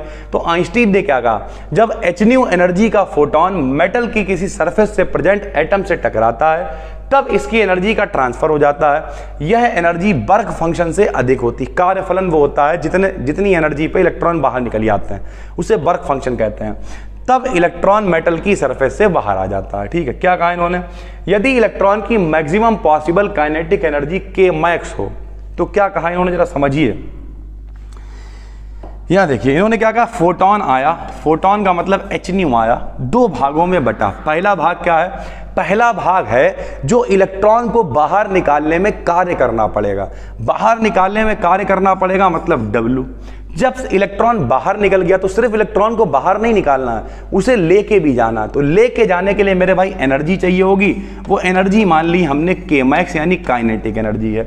यानी h जो फोटोन आएगा टकराएगा, यानी प्रकाश, फोटोन मतलब प्रकाश आएगा टकराएगा और इलेक्ट्रॉन को बाहर निकालेगा, तो वो एनर्जी 2 तरीके से बटेगी। पहली एनर्जी वर्क फंक्शन यानी कार्य करना पड़ेगा बाहर निकालने के लिए, बाहर निकालने के बाद ले जाना पड़ेगा तो गतिज ऊर्जा होगी। जब हम इस W को इधर ले आएंगे तो K बराबर हो जाएगा मेरे भाई h माइनस का W, ऐसे ही यहां पे ये लिखा हुआ है। ठीक, अब हमने लिखा यदि W बराबर h न्यू 0 हो। h न्यू 0 क्या, न्यू 0 को कहते हैं देहली फ्रीक्वेंसी। न्यू 0 को क्या कहते हैं, देहली या थ्रेशोल्ड फ्रीक्वेंसी कहते हैं।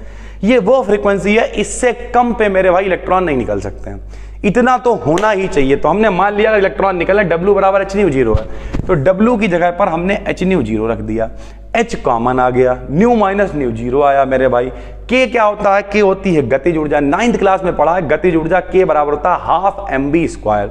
K की जगह पे हमने रख दिया हाफ mv², यानी ओवरऑल आ गया h न्यू माइनस का न्यू जीरो बराबर हाफ mv²। ठीक है, या हाफ mv मैक्स स्क्वायर अधिकतम गतिज ऊर्जा है ये सर। ठीक है, इस इक्वेशन को कहा गया आइंस्टीन की इक्वेशन, जो this equation is known as Einstein's photo electric equation. कितनी आसान है, प्रकाश आया, मेटल की सरफेस पर टकराया, इलेक्ट्रॉन बाहर निकला तो कुछ कार्य करना पड़ा, इलेक्ट्रॉन निकल के जब बाहर चल रहा है तो कुछ गतिज ऊर्जा चाहिए हुई, यानी हमारे पास दो तरीके से एच न्यू जो एनर्जी थी आई थी, फोटोन आया था, दो तरीके से खर्च हो गया सर। ठीक है, जो इक्वेशन बनी उसे कहा गया आइंस्टीन्स फोटो इलेक्ट्रिक इक्वेशन। ठीक है sir, explanation of laws of photo electric effect. Explanation कुछ नहीं है, ये बौरा बनाना है। इस इक्वेशन को आपने लिख दिया, लिखने के बाद आप क्या करोगे, जरा यहां देखो भाई, न्यू माने क्या है, फ्रीक्वेंसी है, v माने क्या है, वेलोसिटी है, दोनों सामने सामने लिखे हुए हैं। तो जैसे जैसे प्रकाश की आवृत्ति बढ़ेगी वैसे वैसे v मतलब वेलोसिटी यानी चाल भी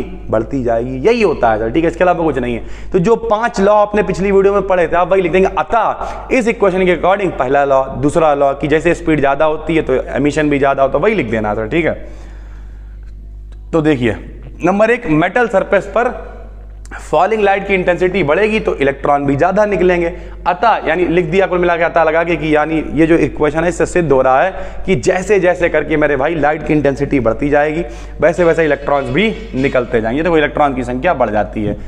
थर्ड लॉ क्या कह रहा है मेरे भाई, फॉलिंग लाइट की फ्रीक्वेंसी बढ़ने पर वेलोसिटी बढ़ जाती। साफ साफ दिख रहा है, इधर न्यू लिखा हुआ उधर भी लिखा हुआ है, फ्रीक्वेंसी बढ़ेगी तो वेलोसिटी भी बढ़ेगी। भाई सीधा सा सिस्टम है जो हो जाएगा। एक्सप्लेनेशन ऑफ फोर्थ लॉ, यदि एक जो फ्रीक्वेंसी है न्यू, उसका मान न्यू जीरो से ज्यादा मतलब इलेक्ट्रॉन निकल रहा है, तो इलेक्ट्रॉन की काइनेटिक एनर्जी नेगेटिव होगी, अर्थात कोई इलेक्ट्रॉन एमिट नहीं होगा। यानी आपको एक सर्टेन फ्रीक्वेंसी चाहिए होगी, वो फ्रीक्वेंसी क्या होगी, Delhi frequency, threshold frequency mu zero. इससे कम अगर फ्रीक्वेंसी है तो मेरे भाई कोई भी इलेक्ट्रॉन नहीं निकलेगा, यही उसकी परिभाषा होती है सर। ठीक है, और इसी तरीके लिख दिया फिफ्थ लॉ कि इक्वेशन में कहीं भी टाइम नहीं आता है। ठीक है, आपने जो इक्वेशन प्रूव करी है हाफ mv मैक्स स्क्वायर बराबर एच न्यू माइनस का एच न्यू जीरो, वहां पे कहीं पर टी आया नहीं आया। यही 5वां लॉ था, पिछली वीडियो में बताया था हमने आपको क्या, कि कोई टाइम डिले नहीं होता, कोई टाइम गैप नहीं होता, कोई टाइम इंटरवल नहीं होता, कुछ नहीं। इधर प्रकाश पड़ा, इलेक्ट्रॉन निकलने शुरू हो गए, तो कोई भी टाइम डिले नहीं होता, ये भी इससे सिद्ध हो जाता है सर। ठीक है, उसके बाद एक वैज्ञानिक थे, ये हमने पूरा नहीं लगाया एक्चुअल में, डेविएशन और जर्मर का एक्सपेरिमेंट है, इसे जरा देख लीजिए आप।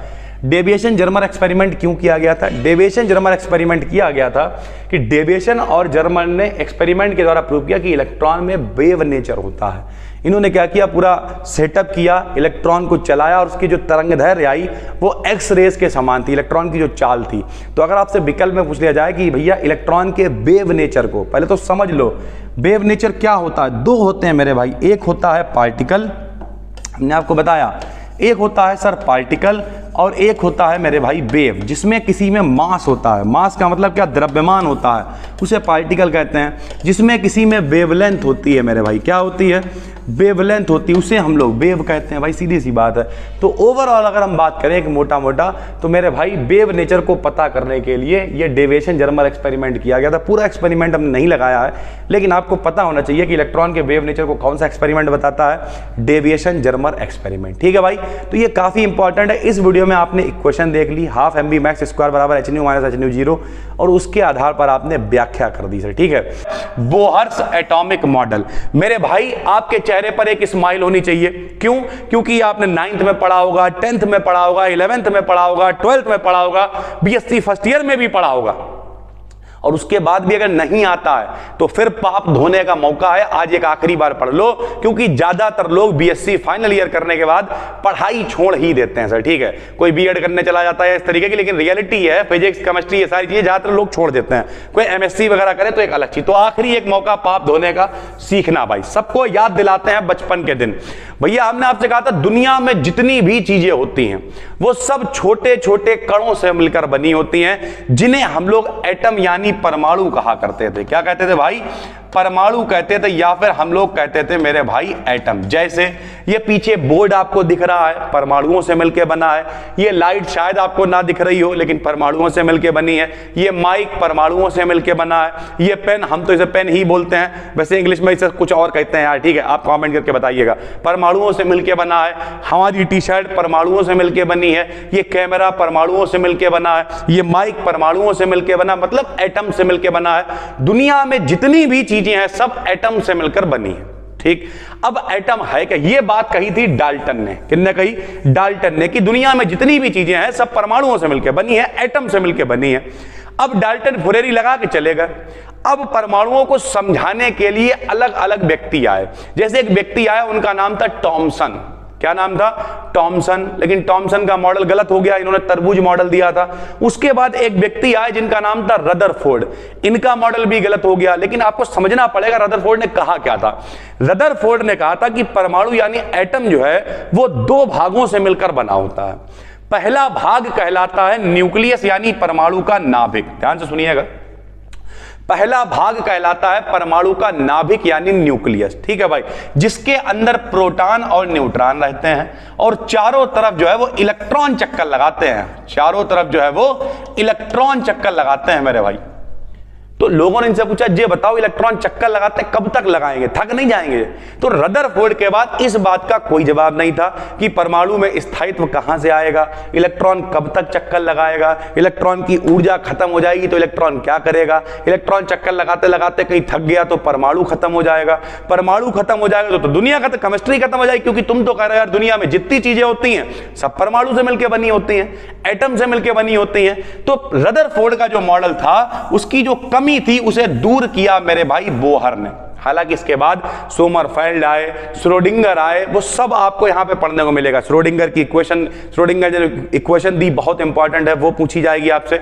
बहुत सारी चीजें, सब कुछ 1 to 1 कराएंगे और बैच का नाम ही अंधाधुंध बैच है।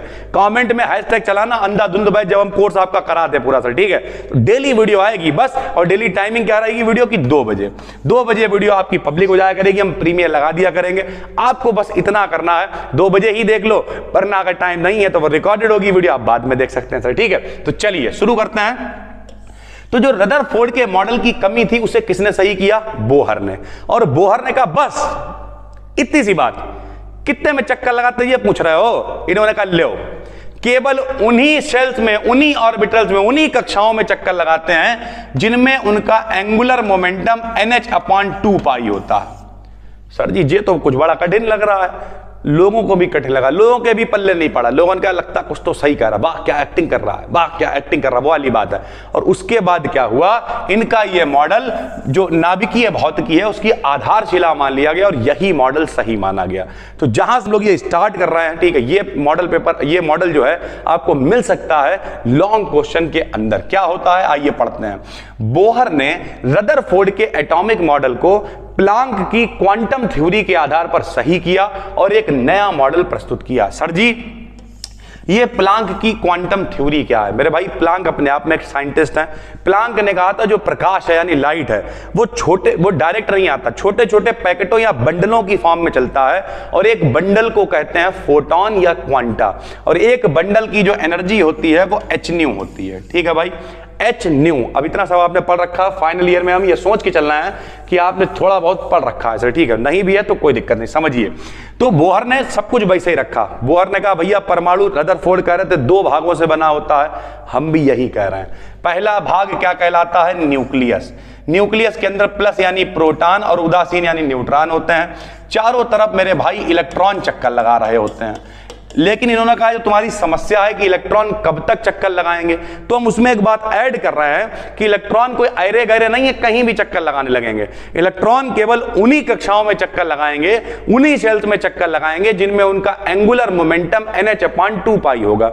इससे फायदा क्या होगा? बोले ऐसे एंगुलर मोमेंटम वाले जो शेल्स, जो कक्षाएं, जो ऑर्बिटल्स होंगे उनमें इलेक्ट्रॉन की ना तो ऊर्जा बढ़ेगी ना घटेगी, एक डेफिनेट एनर्जी रहेगी, एक निश्चित एनर्जी रहेगी। जब मेरी ऊर्जा बढ़ ही नहीं रही है कोई बात नहीं, जब घट ही नहीं रही है तो फिर मेरी एनर्जी जितनी है उतनी बनी रहेगी। जैसे इस समय हम आपको पढ़ा रहे हैं, अभी हम पहला क्लास ही रिकॉर्ड कर रहे हैं, हम इसके बाद 10 क्लास रिकॉर्ड कर दें, एनर्जी मेरी खत्म हो जाएगी मेरे भाई। लेकिन अगर ऐसा कुछ जादू हमें मिल जाए कि हम मान लिया हम ये जहां पे हम खड़े होकर पढ़ा रहे हैं, हम इसकी एनर्जी पता कितनी कर दें, एक डेफिनेट एनर्जी कर दें।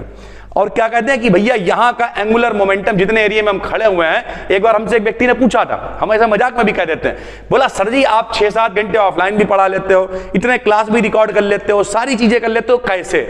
तो हमने कहा भैया मेरे चारों तरफ की जो भैया कक्षाएं हैं उनका एंगुलर मोमेंटम कितना है, NH/2 पाई है, और हम हैं इलेक्ट्रॉन, ना तो मेरी ऊर्जा बढ़ती है ना घटती है, हम लगातार चक्कर लगाते। अरे सर जी क्या बात कर रहा हो, हमने ये बात हम थोड़ी कर रहे हैं, तो बोहर कह के चले गए, तुम सीख लो बस इतना से तो है, अपने आप को इलेक्ट्रॉन समझ लो और करो काम। फिर 2 घंटे 5 घंटे 10 घंटे 20 घंटे अपने चारों तरफ का एनवायरमेंट, अपने माइंड का एनवायरमेंट ऐसा कर लो कि हम हैं इलेक्ट्रॉन, और हम जिन कक्षाओं में भटक रहे हैं वो कौन सी हैं, वो कक्षाएं हैं जिनका एंगुलर मोमेंटम NH/2 पाई है। लो भाई, तो इन्होंने कहा भैया इसमें क्या होगा, एनर्जी ना बढ़ेगी ना घटेगी, लगातार चक्कर लगाता रहेगा। आ जाओ भाई, एटम में एक small positively charge heavy nucleus होता है, प्लस वाला एक न्यूक्लियस होता है, तथा न्यूक्लियस के चारों तरफ सर्कुलर ऑर्बिट्स में इलेक्ट्रॉन चक्कर लगाते रहते हैं, रिवॉल्व करते रहते हैं, मतलब चक्कर लगाते रहते हैं।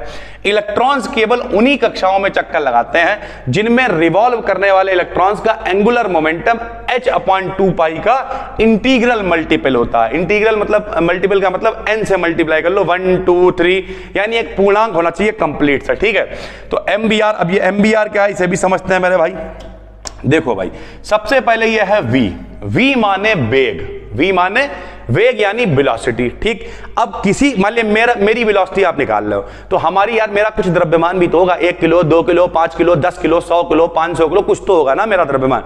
तो जब द्रव्यमान होगा तो साथ में m लिखेंगे, सा प्लस वेग, द्रव्यमान के साथ वेग, तब उसे कह देते हैं संवेग यानी मोमेंटम। क्या कहते हैं, मोमेंटम। अगर हम सीधे सीधे गति कर रहे हैं तो इसे कहते हैं मोमेंटम या कहते हैं लीनियर मोमेंटम।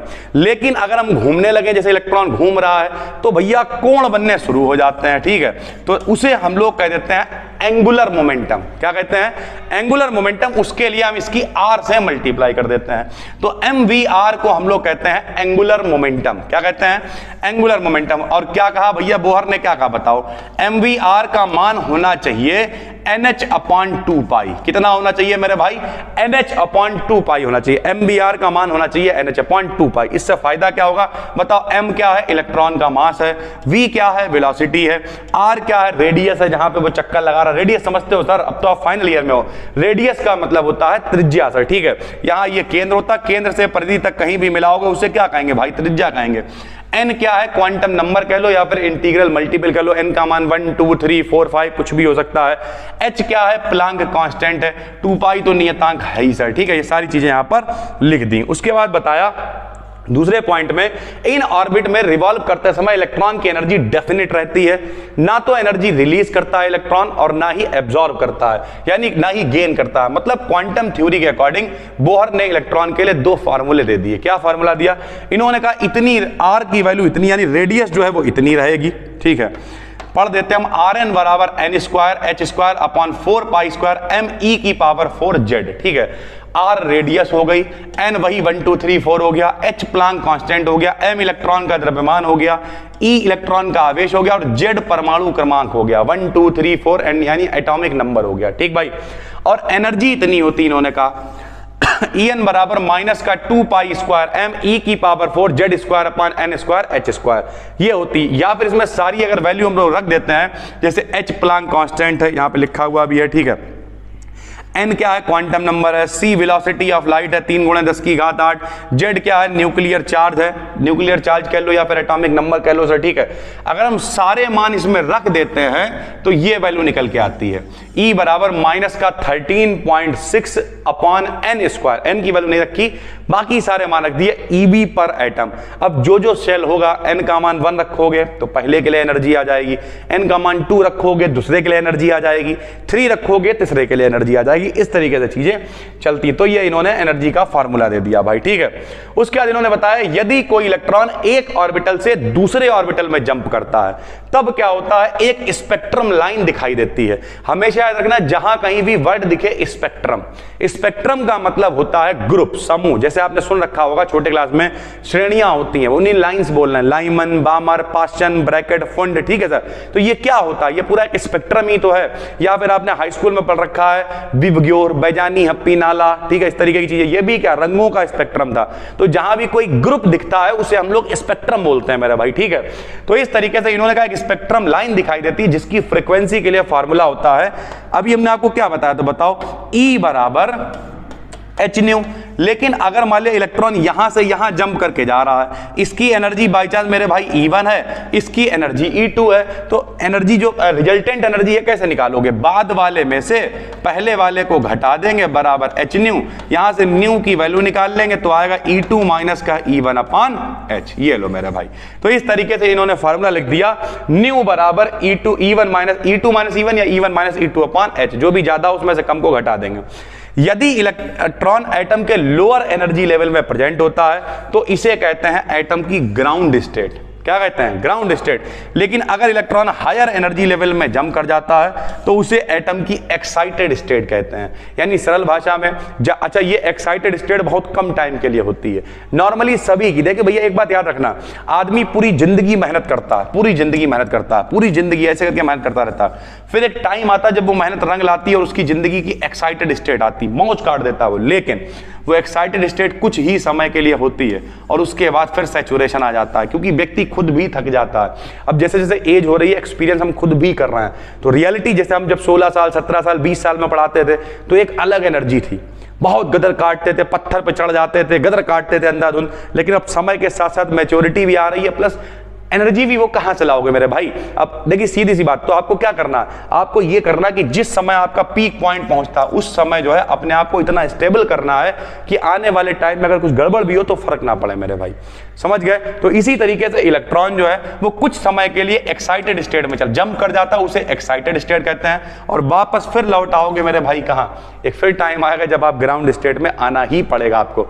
तो ग्राउंड स्टेट में पहुंचने से पहले ही आप व्यवस्था कर लेंगे तो मस्त तरीके से चलते रहेंगे दोस्तों। तो ये था आपका पहला क्लास, बोहर्स का एटॉमिक मॉडल। उम्मीद करते हैं समझ में आ गया होगा सर, ठीक है। कोशिश की हमने एक, अगर हम ओवरऑल समअप करें तो क्या है बताओ बोहर का मॉडल? भैया जो परमाणु है यानी एटम है, दो भागों से बना होता है। एक उसका न्यूक्लियस जिसमें प्रोटॉन न्यूट्रॉन रहते हैं, दूसरा उसके चारों तरफ इलेक्ट्रॉन चक्कर लगाते हैं। इलेक्ट्रॉन केवल उन्हीं सेल्स में चक्कर लगाते हैं जिनमें उनका एंगुलर मोमेंटम NH/2 पाई होता है। इसमें ना तो एनर्जी बढ़ती है ना घटती है, लगातार चक्कर लगाता रहता है। एक डेफिनेट एनर्जी होती है जिसका फार्मूला आपको याद कर लेना है। उसके बाद जब तक वो ग्राउंड स्टेट में होता है, मतलब पहली कक्षा में होता है, उसे ग्राउंड स्टेट कहते हैं। जब एनर्जी मिलती है, किसी को भी एनर्जी मिलेगी तो वो जंप कर जाएगा, उसे उसकी एक्साइटेड स्टेट कहते हैं। थोड़ी देर के लिए एक्साइटेड स्टेट रहती है, उसके बाद वो दोबारा से वापस आ जाता है। ठीक है भाई, लिखा हुआ है प्लांक्स लॉ। ठीक मेरे भाई, प्लांक का लॉ क्या होता है जरा समझिए। प्लांक एक व्यक्ति हैं, एक वैज्ञानिक हैं, जिन्होंने कहा जो प्रकाश है वो छोटे छोटे पैकेटों या बंडलों की फॉर्म में चलता है। ध्यान से समझिएगा कि जो प्रकाश है वो छोटे छोटे पैकेटों या बंडलों की फॉर्म में चलता है। एक बंडल को कहते हैं मेरे भाई फोटोन। क्या कहते हैं? फोटोन, या फिर कहते हैं क्वांटा। क्या कहते हैं? क्वांटा कहते हैं मेरे भाई। तो एक बंडल को फोटोन या क्वांटा कहते हैं। ये बात किसने कही? प्लांक ने कही। और इसके आधार पर हम लोग कई सारे, वीन का लॉ क्या है, रेले जीन्स का लॉ क्या है, ये सारे निकालेंगे और ये लॉन्ग में 101% आएगा मेरे भाई। ठीक है, चलिए सर। तो 1981 में प्लांक ने क्वांटम थ्योरी को प्रस्तुत किया। क्या थी इनकी क्वांटम थ्योरी? और यह माना कि ब्लैक बॉडी की बॉल्स के मॉलिक्यूल्स ऑसिलेटर्स के समान व्यवहार करते हैं। यानी कोई अगर ब्लैक बॉडी है तो जो उसकी दीवार है, उसके जो मॉलिक्यूल हैं वो एज अ ऑसिलेटर काम करेंगे। क्या बताया इन्होंने? तथा प्रत्येक ऑसिलेटर की अपनी खुद की एक फ्रीक्वेंसी होती है। भाई मेरे भाई, ऑसिलेटर का मतलब ही क्या होता है? जो ऑसिलेट करे, जो कंपन करे। फ्रीक्वेंसी क्या होती है बताओ? एक सेकंड में जितने कंपन, जितने वाइब्रेशन होते हैं उसी को तो फ्रीक्वेंसी कहते हैं मेरे भाई, जिसे आप आवृत्ति कहते थे। तो प्रत्येक ऑसिलेटर की अपनी फ्रीक्वेंसी होती है। यह ऑसिलेटर ब्लैक बॉडी की कैविटी में इलेक्ट्रोमैग्नेटिक रेडिएशंस का एमिशन करते हैं। यानी ये ऑसिलेटर भी क्या करते हैं? इनके अंदर से लगातार इलेक्ट्रोमैग्नेटिक रेडिएशन निकलते रहते हैं और एब्जॉर्ब भी करते हैं। इस प्रकार एक बैलेंस्ड कंडीशन प्रोड्यूस की जाती है। मॉलिक्यूलर ऑसिलेटर्स के संबंध में प्लांक ने दो कल्पनाएं दी। यानी कुल मिला के पहले इन्होंने बताई थोड़ी चीजें और फिर इन्होंने परिकल्पनाएं दी हैं। क्या वो परिकल्पनाएं हैं जरा सुनिए। पहली परिकल्पना है ऑसिलेटर्स की एनर्जी E बराबर NH/ν ही हो सकती है। इसका क्या मतलब है मेरे भाई? NH/ν का मतलब क्या? अगर आप n का मान 1 रखोगे तो इसका मतलब एनर्जी कितनी हो सकती है? H/ν हो सकती है। 2 रख दो सर, 2H/ν हो सकती है, 3H/ν हो सकती है, 4HNO हो सकती है, लेकिन इसके बीच में कह तो 3.5 HNO, 4.5 HNO ये नहीं हो सकती है। तो प्लांक का पहला स्टेटमेंट क्या है बताइए, बिल्कुल आराम आराम चलेंगे, कोई जल्दीबाजी नहीं है। प्लांक का पहला स्टेटमेंट है कि जो एनर्जी है वो कितनी हो सकती है, NHNO, 1 2 3 4 5 ऐसे होगी, 1.5 2.5 पौवा ऐसा नहीं होगी सर, ठीक है। ये रही इक्वेशन पहली, E बराबर HNO अभी आगे अपने काम में आएगी। जहां पे बताओ न्यू क्या है मेरे भाई, फ्रीक्वेंसी है, लिख दिया। H प्लांक्स कांस्टेंट है, पता ही है, लिख दिया। E एनर्जी है, और N को आप क्वांटम नंबर कह सकते हो या फिर कितने नंबर हैं, इंटीग्रल मल्टीपल कह सकते हो सर, ठीक है। ये तो पहला पॉइंट है। दूसरा पॉइंट क्या, देख लो मेरे भाई ध्यान से। पहला पॉइंट क्या है कि जो एनर्जी है वो HNO की मल्टीपल में होगी, 1HNO, 2HNO, 3HNO, 4HNO ऐसे होगी सर, ठीक है। दूसरा पॉइंट है ऑसिलेटर्स एनर्जी का एमिशन और एब्जॉर्प्शन छोटे छोटे पैकेट्स के रूप में करते हैं, ठीक है। अभी जो हम आपको बता रहे थे, इन पैकेट्स को क्वांटा या फोटोन कहते हैं, और प्रत्येक फोटोन में HNO एनर्जी होती है। यानी दो इन्होंने स्टेटमेंट दे दिए कि पहला जो मल्टीपल रहेगा वो NHNO की फॉर्म में रहेगा, और दूसरा जो छोटे छोटे जो लाइट है, ठीक है, या फिर जो एमिशन हो रहा है, यहाँ पे एनर्जी, यहाँ पे हम लोग बात कर रहे हैं एनर्जी की, तो जो ऑसिलेटर्स की एनर्जी का एमिशन हो रहा है या एब्जॉर्प्शन हो रहा है वो भी छोटे छोटे पैकेट या बंडल की फॉर्म में होगा, और उसे हम लोग कहेंगे फोटोन या फिर क्वांटा। और एक क्वांटा की एनर्जी कितनी रहेगी मेरे भाई, HNO रहेगी सर, ठीक है। मैक्सवेल बोल्ट्जमैन फार्मूला में किसी ऑसिलेटर की एनर्जी HNO होने की प्रोबेबिलिटी इतनी होती है। तो दो व्यक्ति हैं, एक का नाम है मैक्सवेल, एक का नाम है बोल्ट्जमैन। बहुत आराम से समझना, हम भी कोशिश करेंगे आराम आराम समझाने की। इन्होंने फार्मूला दिया कि अगर HNO होना है ऑसिलेटर की फ्रीक्वेंसी तो उसके लिए प्रोबेबिलिटी इतनी होती है। सर जी प्रोबेबिलिटी क्या होता है, प्रोबेबिलिटी का मतलब प्रायिकता, कि अगर हम सिक्का उछाल रहे हैं तो हेड आने की प्रायिकता क्या, 1/2 है। आ भी सकता, आधी है, मतलब आ भी सकता है और टेल भी आ सकता है, भाई सीधी बात है। तो प्रायिकता इतनी होती है। माना ब्लैक बॉडी की कैविटी में मतलब उसके अंदर कितने बताओ, N0, N1, N2, NR उन ऑसिलेटर्स का नंबर है जिनकी एनर्जी कितनी है, 0 है, HNO है, 2HNO है, क्योंकि वो कह चुके हैं क्या होगा बताओ, HNO के ही गुणे में होगा, 1HNO, 2HNO, 3HNO इस तरीके से होगा। तो हमने मान लिया कि जो ब्लैक बॉडी है उसमें जो नंबर है ऑसिलेटर्स के वो क्या है, N0, N1, N2, NR इस तरीके के नंबर मान लिए। उनकी एनर्जी हमने N0 वाले के लिए 0 रख दोगे, N का मान लीजिए सर, समझाते हैं क्या होना चाहिए बताओ, NHNO होना चाहिए। अगर हम N0 के लिए निकाल रहे हैं इसका मान 0 रख देंगे तो ये पूरा मेरे भाई क्या हो जाएगा, 0 हो जाएगा सर। 1 रख देंगे तो क्या हो जाएगा, HNO हो जाएगा। 2 रख देंगे तो क्या हो जाएगा, 2HNO हो जाएगा। यानी इस तरीके से हम लोग मान रखेंगे। R रख देंगे तो क्या हो जाएगा सर, RHNO हो जाएगा। तब RHNO वाले ऑसिलेटर्स का नंबर NR निम्न होगा। तो R वाले के लिए जो मैक्सवेल बोल्ट्जमैन का पूरा फार्मूला है, प्रोबेबिलिटी है, उसके आधार पर इस तरीके से नंबर निकल के आएगा, और वो नंबर क्या होगा, इस इक्वेशन की फॉर्म में लिखा जाएगा। NR बराबर होगा N0 e की पावर माइनस का RHNO अपॉन KT। ठीक भाई, यानी अगर इस तरीके का सिनेरियो है, ये ऑसिलेटर्स हैं, ये उनका नंबर है, तब उसके लिए जो इक्वेशन होगी वो इस फॉर्म में आएगी। और इक्वेशन क्या होगी, NR बराबर N0 e की पावर माइनस का RHNO अपॉन KT। कुछ लोग सोच रहे हैं सर जी मैक्सवेल बोल्ट्जमैन वो सब प्रूव करके बताओ। मेरे भाई फिर ये डेरिवेशन बहुत लंबे होते चले जाएंगे। अभी यही पहले बहुत लंबा है, तो यहाँ पे हम लोग डायरेक्ट उस फार्मूले को यूज कर रहे हैं, ठीक है। तथा ऑसिलेटर्स की कुल संख्या n है, तो हम सबको जोड़ेंगे। कैसे, देखिए क्या करेंगे। सबसे पहले हमने लिखा n बराबर N0, पहले कितना है N0 plus N1 plus N2 plus N3, ऐसे चलेगा ना, सबको जोड़ेंगे। यहां पे देखिए कितने नंबर है बताओ, N0, N1, N2, N3, NR, ऐसे ही तो है मेरे भाई। तो हम जब टोटल नंबर n लिखेंगे तो पहला कौन हो गया N0, दूसरा कौन होगा N1, N1 का मान कितना होगा N0 e की पावर माइनस का HNO अपॉन KT। फिर क्या होगा N2, N2 का मान में 2 पावर ले जाएंगे। देखो पहले में 1 है, N2 में 2 पावर, N0 e की पावर माइनस का 2HNO अपॉन KT, ऐसे 3HNO अपॉन KT, ऐसे 4HNO upon KT plus dash dash dash चलता रहेगा। हमने लगा दिया सर, ठीक है। हर जगह से N0 कॉमन होगा मेरे भाई, N0 कॉमन ले लिया। यहाँ पे क्या बचेगा, 1 बचेगा। यहाँ पे e की पावर माइनस का HNO अपॉन KT बचेगा। यहाँ पे ऐसे 2 बचेगा, 3 बचेगा, ऐसे चलता रहेगा। फार्मूला होता है अगर चल रहा है 1 plus x square plus dash dash dash, तो उसे सीरीज को हम लोग लिख सकते हैं 1 अपॉन 1 माइनस x।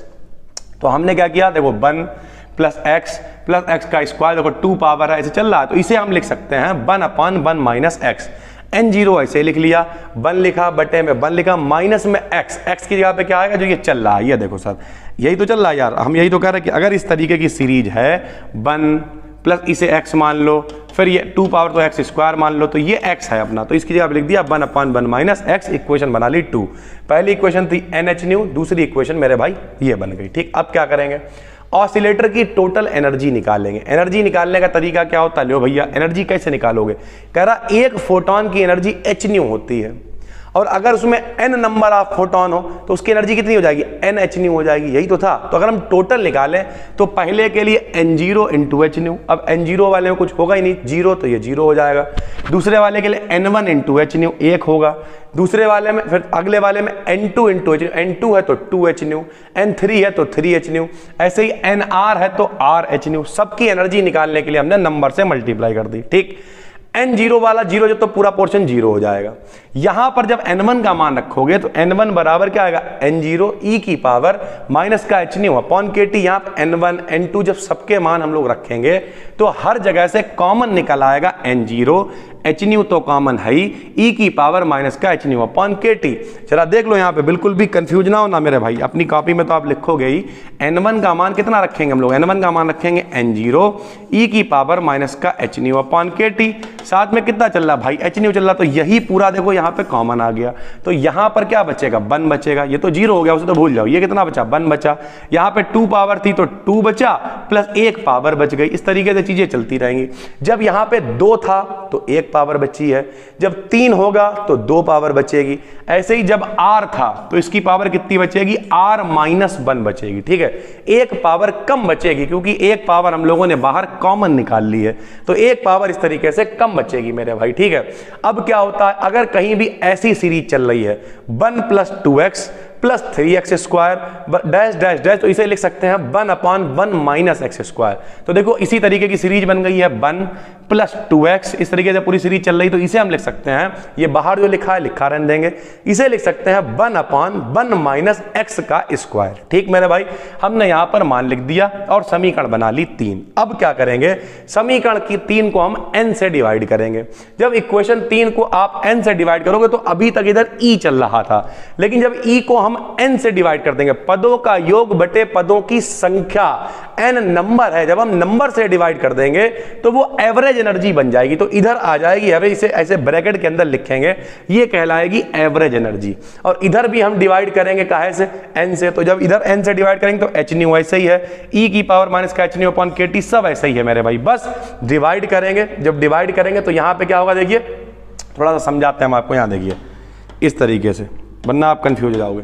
यहाँ n से डिवाइड करेंगे, यहाँ भी n से डिवाइड, और n का मान कितना होगा बताओ, n0, और क्या e की पावर माइनस का h-nu अपॉन kt, ये इसका मान है, यही तो मान है ना सर। तो n0 से n0 क्या हो जाएगा, कैंसिल, ये भी क्या हो जाएगा, कैंसिल, तो ये पावर अपने पास बच जाएगी, बाकी सारे मान लगभग खत्म हो जाएंगे सर। ठीक, तो ये देखिए केवल ये अपने पास बचा हुआ है और एक पावर अपने पास बची हुई है। n0 का मान कहाँ, अगर आपको नहीं पता है लीजिए सर, ये लिखा हुआ देखो, n0 का मान हम लोगों ने अभी निकाला है, कहाँ है कहाँ है कहाँ है कहाँ है मेरे भाई, ये देखिए यहीं कहीं पे होगा n0, n बराबर n0 सर। ठीक है, n बराबर n0, ये देखिए सर ये चल रहा है n0 प्लस n0 e की पावर, यहाँ से हमने n0 कॉमन ले रखा है, तो n बराबर n0 e की पावर माइनस का h-nu अपॉन kt होता है सर। ठीक है, तो इस तरीके से आप यहाँ पे मान रखोगे। मान रखने के बाद अपने पास सिर्फ क्या बचेगा, h-nu, e की पावर माइनस का h-nu अपॉन kt, और बटे में सिर्फ एक पावर बचेगी। अब इसे जब हम नीचे लेके आएंगे, इसे नीचे लाएंगे तो ये इसके नीचे आएगी, इसके नीचे आएगी तो जो ऊपर जाके प्लस पावर हो जाएगी, और इसके नीचे आएगी तो ये कैंसिल हो जाएगा, यानी यहाँ पे 1 बचेगा। ठीक है मेरे भाई, कोई दिक्कत नहीं है, बिल्कुल आराम आराम चलो। सबसे पहले ये स्टेप था, इस स्टेप को हमने n से भाग दिया, यहाँ n से भाग दोगे तो ये एवरेज एनर्जी बन जाएगी, यहाँ n से भाग दोगे तो n की वैल्यू रखी जाएगी, n0 e की power minus h-nu upon kt, इस तरीके की चीजें रख के जो कैंसिल होना होगा कैंसिल होगा, और बचेगा अपने पास ये सर। ठीक है, जब ये बचेगा तब देखो क्या कर रहा है यहाँ पर, तो इसे हम ले आएंगे नीचे, नीचे लाएंगे ऊपर जाके प्लस होगा और ये हो जाएगा कैंसिल। ठीक है, यह प्लांक ऑसिलेटर के लिए एवरेज एनर्जी का फार्मूला कहलाएगा। क्या कहलाएगा, एवरेज एनर्जी का मेरे भाई फार्मूला ये कहलाएगा प्लांक ऑसिलेटर के लिए। फ्रीक्वेंसी रेंज न्यू से न्यू प्लस डी न्यू के बीच की रेडिएशन एनर्जी की डेंसिटी को हम लोग ऑसिलेटर की एवरेज एनर्जी के फॉर्म में लिख सकते हैं। कैसे लिखेंगे, अगर हम उसे एवरेज एनर्जी की फॉर्म में लिखें डेंसिटी को, तो लिखेंगे E nu D nu, frequency के टर्म में लिख रहे हैं, बराबर 8 pi nu square D nu upon C की पावर 3, साथ में आ जाती है एवरेज एनर्जी। यही हमने यहाँ पे लिख रखा है, क्या लिख रखा बताइए, फ्रीक्वेंसी रेंज न्यू से लेकर न्यू प्लस डी न्यू के बीच रेडिएशन एनर्जी की डेंसिटी ऑसिलेटर की एवरेज एनर्जी से निम्न तरीके से कनेक्ट करते हैं। तो भैया इसकी जो रेडिएशन एनर्जी की डेंसिटी है वो एवरेज एनर्जी से ऐसे कनेक्ट होगी, ये फार्मूला होता है। ई बार का मान हम लोग निकाल चुके हैं ऊपर, कहाँ निकाला सर, ये देखिए ई बार का मान ये निकल के आया एच न्यू अपान ये पूरा इंतजाम, तो हमने ई बार का मान यहाँ पे रख दिया सर, ठीक है, ई बार कह लो या ब्रैकेट के अंदर जो ई है उसे रख दिया हमने सर, ठीक है। तो इस तरीके से हमने मान रख दिया, यहाँ पे मान रखा, जो कैंसिल हो रहा था उसे कैंसिल कर दिया और अपने पास निकल के आ गया ई न्यू डी न्यू बराबर 8 pi H nu cube D nu upon C की पावर 3 ई की पावर एच न्यू अपान के टी माइनस 1, इतनी वैल्यू बच जाएगी। इसे बना लिया इक्वेशन नंबर 5, ठीक भाई। हम लोग जानते हैं न्यू बराबर सी अपान लैम्डा होता है, फ्रीक्वेंसी और वेवलेंथ में रिलेशन। अगर इसे डिफरेंशियल की फॉर्म में लिखेंगे तो डी न्यू बराबर आएगा माइनस का सी तो कांस्टेंट है और यहाँ आ जाएगा 1 अपान एक्स का होता है माइनस का 1 अपान एक्स स्क्वायर, तो आएगा माइनस का सी डी लैम्डा अपान लैम्डा स्क्वायर। डी लैम्डा का मान निकाल लिया, यहाँ पे न्यू की जगह न्यू का मान, डी लैम्डा की जगह डी लैम्डा का मान रख देंगे। न्यू का मान सी अपान लैम्डा है, रख दिया। ऐसे ही न्यू का मान यहाँ भी चल रहा होगा कहीं, देखिए न्यू का मान सी अपान लैम्डा है, रख दिया। डी न्यू का मान माइनस का सी डी लैम्डा अपान लैम्डा स्क्वायर है, रख दिया। जो कैंसिल होना था कट गया, फाइनल अपने पास ये बचेगा ई लैम्डा डी लैम्डा बराबर, इधर सर जी न्यू था लैम्डा क्यों बना दिया, क्योंकि अब हमने न्यू को लैम्डा में कन्वर्ट कर लिया है मेरे भाई। तो इधर भी ई लैम्डा डी लैम्डा बराबर 8 पाई एच सी बटे में लैम्डा की पावर 5 1 अपान ये इंतजाम बचेगा। और इसे इक्वेशन 5 और 6 फ्रीक्वेंसी के टर्म में और वेवलेंथ के टर्म में प्लांक का फार्मूला है। ये जो अपने पास प्रूव होकर आया है मेरे भाई, ये है प्लांक का फार्मूला। ध्यान से हर आदमी समझे, बिल्कुल आसान है और ये बहुत इंपॉर्टेंट है मेरे भाई, बहुत ज़्यादा, मतलब हद से ज़्यादा इंपॉर्टेंट। सबसे पहले प्लांक ने 2 स्टेटमेंट दिए, ठीक है। स्टेटमेंट दिया, पहला स्टेटमेंट था क्या कि जो एनर्जी रहेगी वो इस तरीके से रहेगी इंटीग्रल मल्टीपल में। दूसरा स्टेटमेंट क्या था मेरे भाई कि पैकेट्स की फॉर्म में चलेंगे। हमने मान लिया ऑसिलेटर में बहुत सारी चीज़ें हैं, बहुत सारी कैविटी में चीज़ें उपस्थित हैं, N0 N1 N2 सबको मान लिया। NR का मान इतना हो जाएगा, नंबर मतलब इतना हो जाएगा, टोटल नंबर निकालेंगे, सबको जोड़ दिया हमने।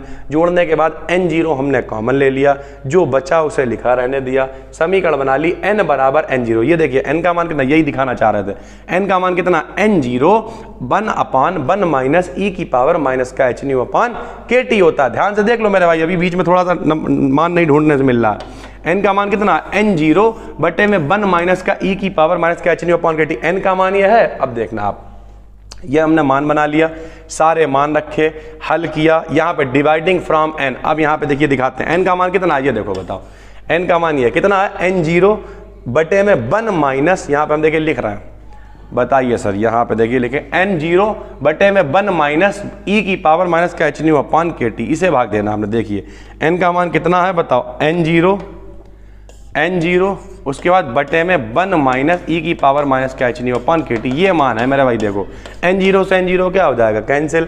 तीसरा टर्म कहाँ जाएगा, ऊपर, यानी इस वाले एक टर्म से ये वाला टर्म क्या हो जाएगा, कैंसिल।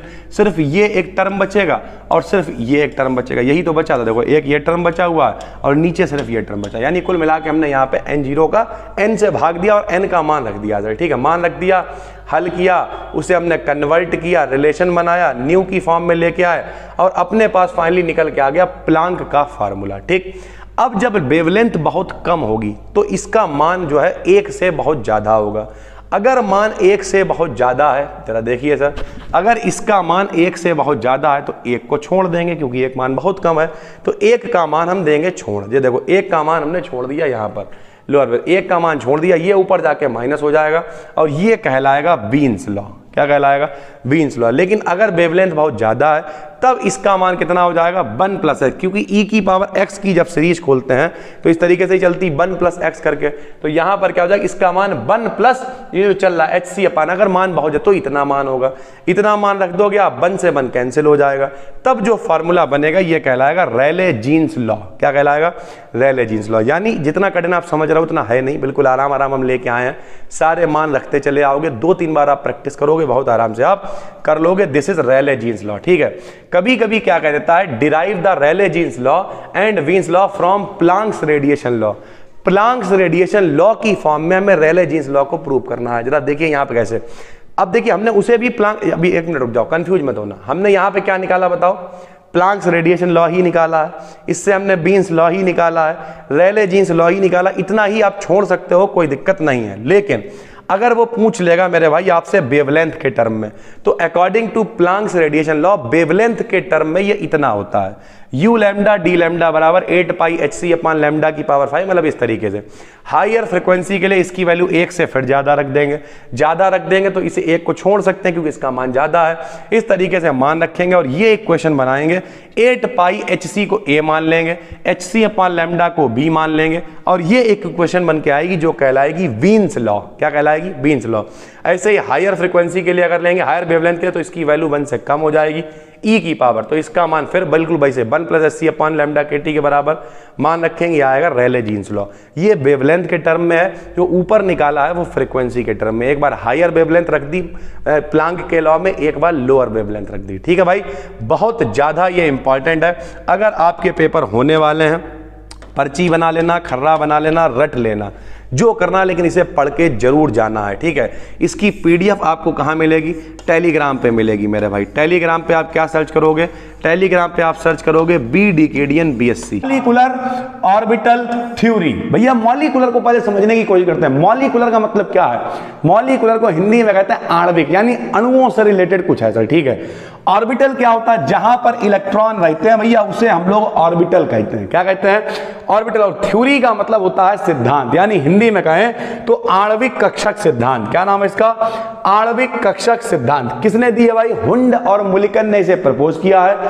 एक्सटेंडेड भाई किसने किया? जॉन्स और कूलसन ने इसे एक्सटेंड किया, यानी विस्तृत रूप दिया। अब होती क्या है, आराम से समझने की कोशिश करते हैं। मेन पोस्टुलेट, जब दो एटम्स के न्यूक्लियस एक दूसरे के पास आते हैं तो इनके एटॉमिक ऑर्बिटल्स आपस में ओवरलैपिंग करके क्या बनाते हैं भैया? मॉलिक्यूल का फॉर्मेशन करते हैं। लो यहां देखो, मान लिया जे एक हाइड्रोजन है, ध्यान से समझिएगा, तो यह है हाइड्रोजन का एक एटम, बोले तो परमाणु। ठीक भाई, ये हाइड्रोजन का एक और एटम, बोले तो परमाणु, दोनों मिले तो बना H2 का एक मॉलिक्यूल, बोले तो अणु। क्या मतलब? यानी जब दो एटम, बोले तो जब दो परमाणु आपस में भैया जुड़ जाते हैं तो बनाते हैं मॉलिक्यूल। क्या बनाते हैं? मॉलिक्यूल।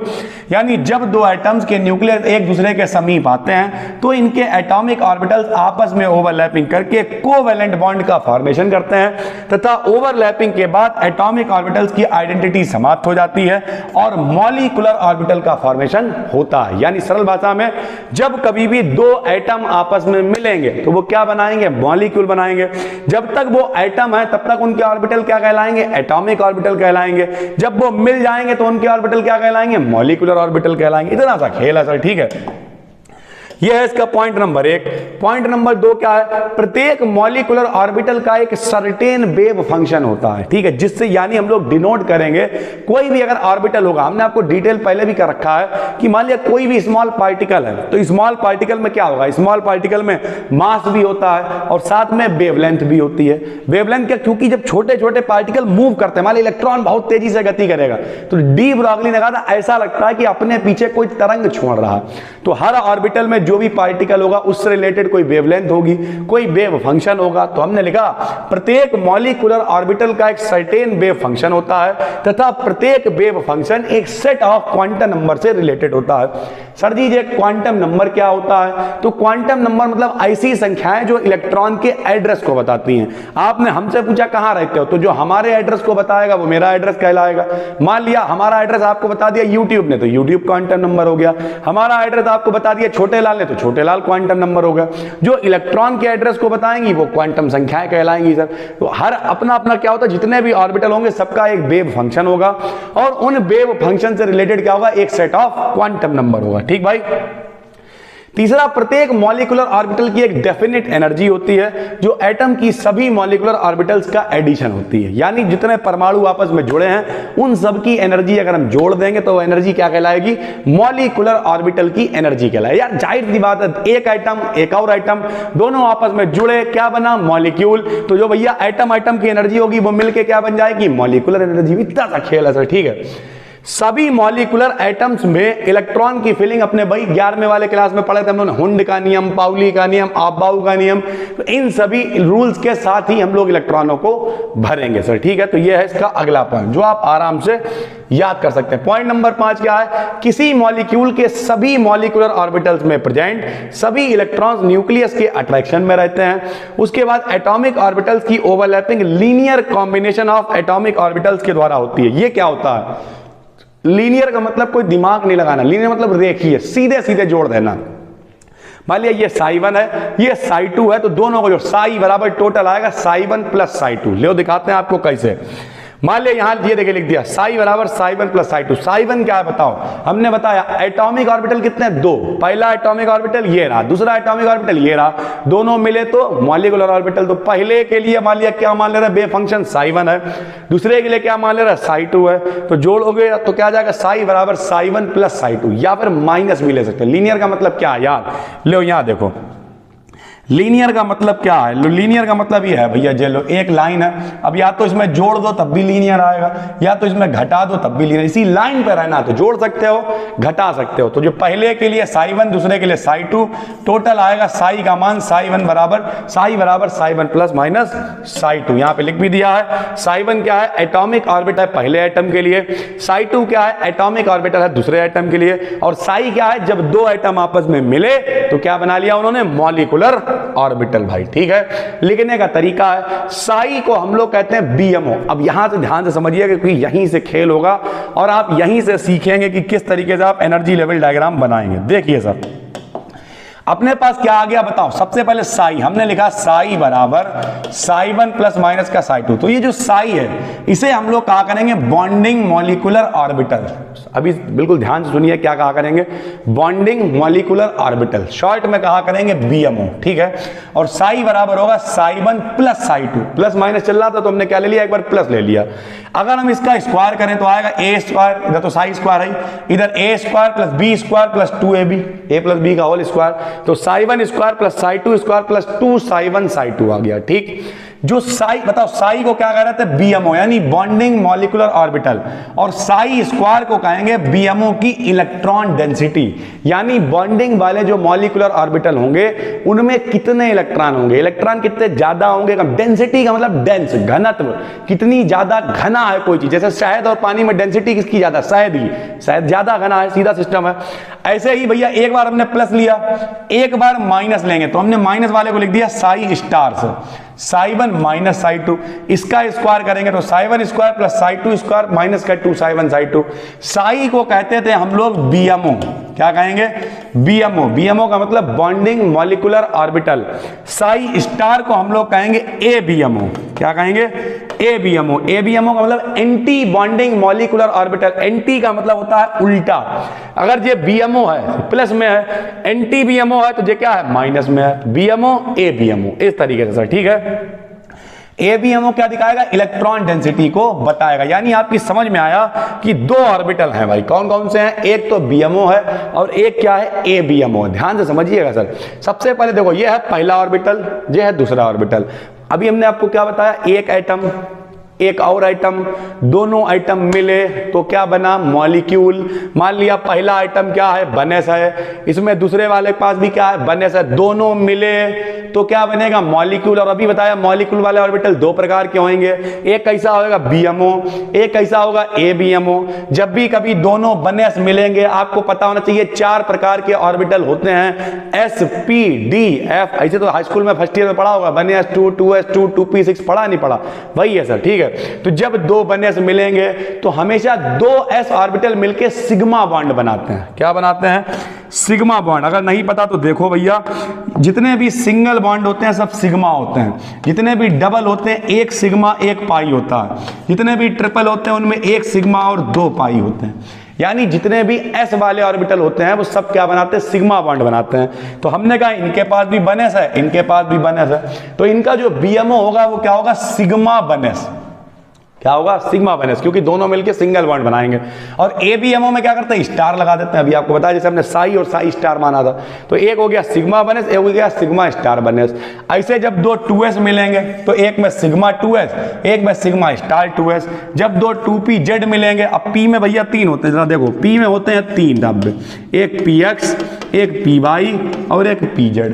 जो pz वाला होता है तीसरा वाला वो सिग्मा बनाता है, बाकी दोनों पाई बनाते हैं। तो pz जब था तो हमने लिख दिया sigma 2pz, sigma star 2pz। लेकिन जब px और py है तो 2px 2py, तो यहां पे क्या लिख देंगे, पाई 2px पाई स्टार 2px, पाई 2py पाई स्टार 2py। यानी सरल भाषा में हम आपको बताएं तो s वाले जितने हैं वो सब क्या बनाते हैं, सिग्मा बनाते हैं। p में 3 होते हैं x y z, उसमें से जो z है वो सिग्मा बनाता है, बाकी दोनों क्या बनाते हैं, पाई बनाते हैं। सर जी क्या है, ये तैयारी है भैया स्ट्रक्चर्स बनाने की, ठीक है, एनर्जी लेवल डायग्राम बनाने की। हर एनर्जी लेवल डायग्राम में दो चीजें चला करेंगी, एक BMO और एक एंटी BMO। BMO को कहा लिखेंगे, नॉर्मल लिखेंगे, कोई स्टार स्टार नहीं लगाएंगे। ABMO में क्या करेंगे, स्टार लगा दिया करेंगे। कैसे लगाएंगे, क्या करेंगे, जरा देखिएगा सर। हमने यहाँ पे देखा इस तरीके से हम लोग चित्र बनाया करेंगे। बताओ, अभी बताएं, एक एटम एक और एटम दोनों मिले तो मॉलिक्यूल। तो एक एटम, फर्स्ट एटम इधर चला करेगा, दूसरा आइटम इधर चला करेगा, दोनों मिले तो मॉलिक्यूल। और मॉलिक्यूल में भी कितने, एक BMO एक ABMO। तो BMO बीच में, ABMO ऊपर, यानी बॉन्डिंग वाला एंटी बॉन्डिंग वाला। ठीक, अब ये बॉन्ड ऑर्डर भी इसका निकाला जाएगा। बॉन्ड ऑर्डर के लिए फॉर्मूला होता है 1/2 NB माइनस का NA। NB का मतलब बॉन्डिंग वाला ये वाला, NA का मतलब एंटी बॉन्डिंग वाला यानी ऊपर वाला। लिख भी दिया है। NB का मतलब है number of electrons in BMO, Na का मतलब number of electrons in ABMO। ठीक भाई, अब अगर कभी भी बॉन्ड ऑर्डर हम लोग निकालेंगे हल करके वो 1 आ जाता है तो हमेशा सिंगल बॉन्ड होएगा, बॉन्ड ऑर्डर 2 आ जाता तो डबल बॉन्ड होगा, बॉन्ड ऑर्डर 3 आ जाता तो ट्रिपल बॉन्ड होगा, और बॉन्ड ऑर्डर कुछ नहीं 0 आता, इसका मतलब वो फार्मूला गलत है, मॉलिक्यूल बनेगा ही नहीं। ठीक, तो बॉन्ड ऑर्डर में भी फ्रैक्शनल नंबर, मतलब बटे में भी नंबर आ सकता है, 1.5 2.5 इस तरीके के नंबर भी आ सकते हैं। ठीक भाई, तो अब एनर्जी लेवल डायग्राम कैसे बनते हैं वो आपको बताते हैं। बहुत इंपॉर्टेंट है दो, एक NO का और एक CO का, दोनों में से एक पेपर में आ जाता है। पिछली साल दोनों आए थे, अभी आपको वो भी बना के दिखाएंगे सर। तो सबसे पहला एनर्जी लेवल डायग्राम हम लोग आसानी से बनाएंगे H2 का, क्योंकि H बहुत छोटा होता है, एक ही नंबर होता है, तो हमने लिखा एनर्जी लेवल डायग्राम और लिख लिया H2। ठीक, अब हम आपको समझाते हैं। पहले एक आप समझ गए तो बाकी भी फिर आप समझ जाओगे। ठीक, देखो भैया H2 है, अब बताओ H2 में कितने आइटम है, एक H है, एक और H है, 2 H है ना। बताओ ये क्या है, ये एटम है, ये भी क्या है, एटम है, दोनों मिले तो क्या बना, मॉलिक्यूल। क्या बना, मॉलिक्यूल। तो बताओ ये लिख दिया हमने एनर्जी, इधर कौन चल रही है, एनर्जी चल रही है। एनर्जी लेवल डायग्राम हम लोग बना रहे हैं। H कितने हैं, 2, तो इधर लिख दिया एक H, इधर भी लिख दिया एक H, कोई दिक्कत। विन्यास बेसिक बनाना आना चाहिए भैया, हाइड्रोजन का नंबर होता है 1, विन्यास बनेगा 1s1। क्या बनेगा, 1s1। अगर ये भी नहीं बनाना आता तो ऐसे बनाया करो, साइड में लिख दे रहा है 1s2 2s2 2p6 3s2 3p6 4s2 और 3d10। इतना भैया याद कर लो, इसे गाने से याद कर सकते हो। 1s2 2s2 2p6 3s2 3p6 4s2 3d10 3d10 यो 1s2 2s2 2p6 3s2 3p6 4s2 3d10 3d10। इस गाने को ट्राई करिए, गाइए, फिर बताइए। तो अब जहां तक मान लिया कोई कहे 2 का बनाओ तो यहां तक लिख दिया, 2 2 4 का बनाओ यहां तक लिख दिया, 2 2 4 से 10 का बनाओ यहां तक लिख दिया, जितने का बनाना उतने का लिख दिया। तो हाइड्रोजन का नंबर 1 ही होता है, तो क्या बनाया, 1s1।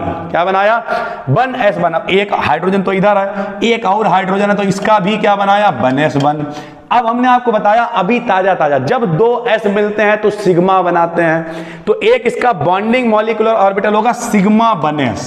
क्या होएगा, सिग्मा 1s। और इसका एंटी बॉन्डिंग क्या होएगा, सिग्मा स्टार 1s। बताओ S में है कितना, 1। इन वाले के पास S में कितना है, देखो 1 जे बन दिया।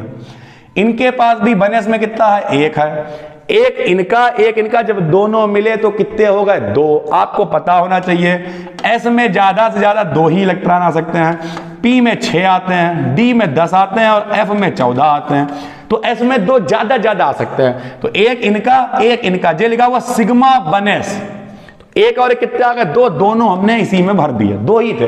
बाई चांस 3 होते तो ऊपर भी भरते, यहाँ 2 ही हैं तो खाली बॉन्डिंग में दोनों आ गए, एंटी बॉन्डिंग में कुछ भी नहीं आया, बन गया जी। फिर निकालेंगे bond order, formula 1/2 NB minus का Na, 1/2 बॉन्डिंग वाले में कितने भरे हमने? 2 भरे, एंटी बॉन्डिंग में कुछ नहीं भरा तो 0, 2 से 2 कैंसिल, 1 आया, और 1 का मतलब होता है सिंगल बॉन्ड। क्या होता है? Single bond. अगर बीच में सारे इलेक्ट्रॉन जोड़े में, देखो यहां तो कुछ है ही नहीं और यहां 2 इलेक्ट्रॉन है वो भी जोड़े में है, अगर सारे इलेक्ट्रॉन जोड़े में है तो उसे कहेंगे डायामैग्नेटिक। क्या कहेंगे? डायामैग्नेटिक। और अगर बिना जोड़े का आता तो पैरामैग्नेटिक। अभी बहुत सारे आपको दिखाते हैं, आपकी समझ में आएगा। जैसे देखो एक ये लिखा हुआ He2, क्या लिखा हुआ है? He2। सब लोग देखें भैया, बहुत आसान है, सरल है, सुरक्षित है, कोई भी व्यक्ति कर सकता है। He का नंबर होता है 2, तो बताओ 1s2 ऐसे तो बनेगा।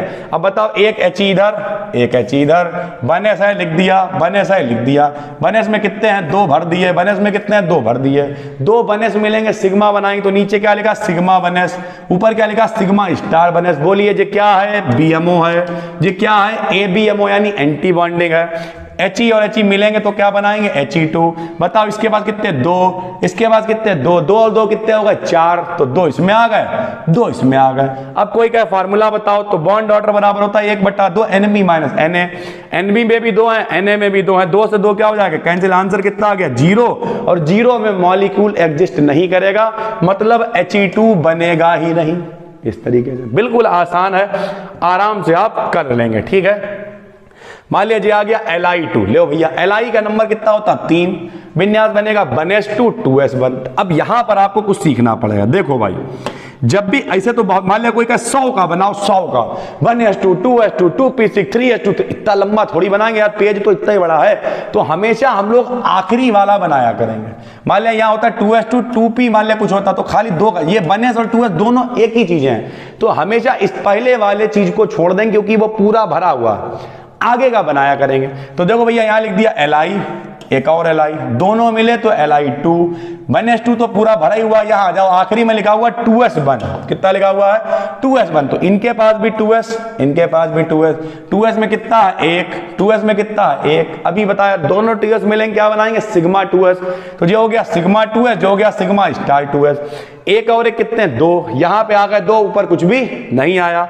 बॉन्ड ऑर्डर का फॉर्मूला लगाया, हाफ NB माइनस का Na, बॉन्डिंग में कितने हैं? 2 हैं, एंटी बॉन्डिंग में 0 है, 2 से 2 क्या हो गया? कैंसिल, 1 आया का मतलब क्या हो गया? Single bond. इलेक्ट्रॉन जोड़े में है तो क्या होगा? डायामैग्नेटिक। कोई का इसका विन्यास बना दो Li2 का, मतलब कन्फिग्रेशन बना दो, ठीक। तो देखो कैसे बनेगा, हमने 1s2 छोड़ रखा है तो हम इसकी जगह रख देंगे K स्टार। ध्यान से समझना, ये बनाया K स्टार। K स्टार क्यों है? इसका मतलब कुछ अगर हमने 1s भी बनाया होता तो सिग्मा 1s आता, सिग्मा स्टार 1s आता, तो उसकी जगह लिख दिया K स्टार। फिर जो आगे बनाया बताओ क्या? सिग्मा 2s में कितने हैं? 2 हैं, तो सिग्मा 2s2। यहां कुछ होता तो लिखते नहीं है, तो कुछ नहीं लिखा, छोड़ दिया सर, ठीक है। पूरी PDF आपको टेलीग्राम पे बढ़ा दी जाएगी, आराम से इसे नोट करिए और चीजों को बनाइए, बहुत सारे हैं। ऐसे BE2 का है, पहला छोड़ देंगे 2s2, 1s2 2s2, इसमें 2s, इसमें 2s। थोड़ी सी आप प्रैक्टिस करेंगे तो आराम से आप कर पाएंगे, ठीक है।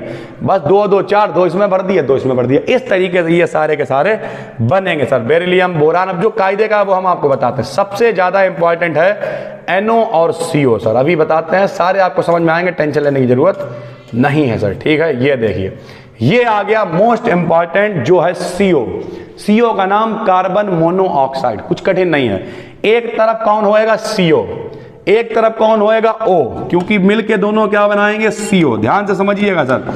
तो ये CO, कार्बन का नंबर 6 बनेगा 1s2 2s2 2p2। पहला तो पूरा बड़ा छोड़ देंगे, आखिरी के दोनों का बनाएंगे। ऐसे ऑक्सीजन में 1s2 2s2 2p4, ये छोड़ देंगे, आखिरी के दोनों का बनाएंगे सर। देखो कैसे बनाएंगे, लो बताओ। एक क्या है? C है, एक क्या है? C है, तो लो एक तरफ क्या लिख दिया? C लिख दिया, एक तरफ क्या लिख दिया? O लिख दिया, बीच में दोनों मिलके क्या बनेगा? CO। क्या था बताओ? C का लो यहां पे बना के दिखा दे रहे, 1s2 2s2 2p2, 6 नंबर होता है, ठीक है भाई। अब लो क्या दिक्कत है? पहला तो पूरा भरा हुआ छोड़ देंगे, आखिरी के 2 का बनाएंगे। जब दोनों 2s मिलेंगे तो सिग्मा 2s बनेगा। तो ये देखो भैया, ध्यान से देखना, यहां लिखा सिग्मा 2s, इस वाले 2s के लिए सिग्मा स्टार 2s। ऐसे पी भी है तो पी में 3 होंगे, P X, P Y, P Z.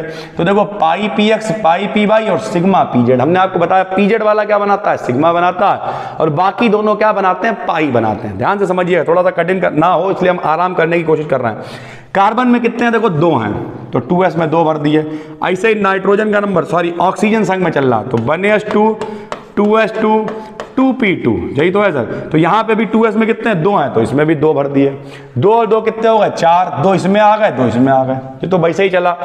p में कार्बन के पास कितने, 2 हैं तो कार्बन के पास p में 1 और 2 भर दिए। ऑक्सीजन के पास p में कितने हैं, देखो ऑक्सीजन का नंबर होता है 8, 1s2, 2s2, 2p4, ठीक भैया। तो ऑक्सीजन के पास कितने हैं, 4, देखो 1 2 3 4, गिनो टोटल कितने हो गए, 1 2 3 4 5 6 हो गए, कितने हो गए, 6। तो लो 2 आ गए पाई पी एक्स में, 2 आ गए पाई पी वाई में, 2 आ गए सिग्मा पी जेड में। अब क्या निकालोगे, बॉन्ड ऑर्डर निकालोगे। कैसे निकालोगे, सारे जितने बिना स्टार वाले हैं, देखो 2 जे हो गए, 2 जे हो गए, 2 जे हो गए, 2 जे हो गए, टोटल 8 हो गए। में स्टार वाले मतलब 2 घटा दो, 8 में गया 2 बचा, 6 बटे में आया 2, 2 से काट दिया 3 बार, और 3 का मतलब होता है ट्रिपल बॉन्ड। क्या होता है, ट्रिपल बॉन्ड। तो इस तरीके से आप इन्हें बनाएंगे सर। ऐसे ही सेम NO, CO और NO आपको दोनों पढ़ लेने हैं। CO और NO दोनों मोस्ट इंपॉर्टेंट है। अब की एक तरफ क्या चलाओगे, N, एक तरफ क्या चलाओगे, O। नाइट्रोजन के 2s में 2 होंगे, जो देखो विन्यास यहां हमने बना दिया, 1s2, 2s2, 2p3। ऑक्सीजन का नंबर 1s2, 2s2, 2p4, ठीक है। इसमें हालांकि जब आप PDF आपको टेलीग्राम पे हमने डाल दी थी पहले भी, आप थोड़ा ऊपर जाके देखिएगा चैनल में, BDKDN BSc नाम से टेलीग्राम पे चैनल है, ठीक है। तो उसमें जो है प्रॉपर PDF पड़ी हुई है, और आप देखिए बहुत सारे हमने प्रैक्टिस करा दी है उसमें। यहाँ पे हम आपको समझा रहे हैं जो इंपॉर्टेंट है वो। तो बस फिर क्या याद रखो, नाइट्रोजन में P में 3 है, ऑक्सीजन में 4 है, तो ये लो नाइट्रोजन P में 3, ऑक्सीजन P में 4, 1 2 3 4 5 6 7 हैं, 6 इन लोगों को मिल गए, 1 बच्चा तो ऊपर भेज दिया, घटा दिया सर, चलो 8 - 3 5 आएगा, यानी बिना जोड़े का भी अब की 1 इलेक्ट्रॉन आ गया तो हो जाएगा पैरामैग्नेटिक। सारे इलेक्ट्रॉन जोड़े में आए तो डायामैग्नेटिक, कोई बिना जोड़े का भी आ जाए तो पैरामैग्नेटिक। ठीक भाई, ये था आपका पूरा क्लास। उम्मीद करते हैं आपको समझ में आ गया होगा। लगभग हमने सारी यूनिट्स आपकी कवर कर दी हैं। एक आपकी यूनिट बची हुई है यूवी स्पेक्ट्रोस्कोपी, और एक आध इधर उधर वाली छोटी मोटी चीज़ें हैं जो हम आपकी आज शाम तक ख़त्म करने की कोशिश करेंगे, वरना कल तक ये सब खत्म हो जाएंगी। और अगर आपका पेपर 12 को भी है तो आप बहुत आसानी से जाके पेपर दे सकते हैं। साथ ही एक और आपको खुशखबरी दे रहे हैं, जो बच्चे करते हैं उनका 14 तारीख को फिजिक्स का पेपर है, तो आज शाम को मेरी पूरी कोशिश है BDKDN BSc पे फिजिक्स की एक वीडियो पब्लिक करने की, ताकि, और वो भी बड़ी बड़ी वीडियोज होंगी जिन्हें आप बहुत आराम से रिवीजन कर पाएंगे। जिन लोगों के पेपर मल्टीपल चॉइस हैं उनके लिए भी ये वीडियोज़ ब्रह्मास्त्र होने वाली हैं, क्योंकि रियलिटी मेरे भाई है, ये सारी चीज़ें आपके काम में आएंगी। अगर आपने ये सब देखी हुई हैं, सारी प्लेलिस्ट वगैरह सब कुछ देखा हुआ है, तो आप बहुत ही आसानी से पेपरों में मल्टीपल चॉइस को टिक कर पाओगे सर। फिर मिलते हैं, तब तक के लिए धन्यवाद।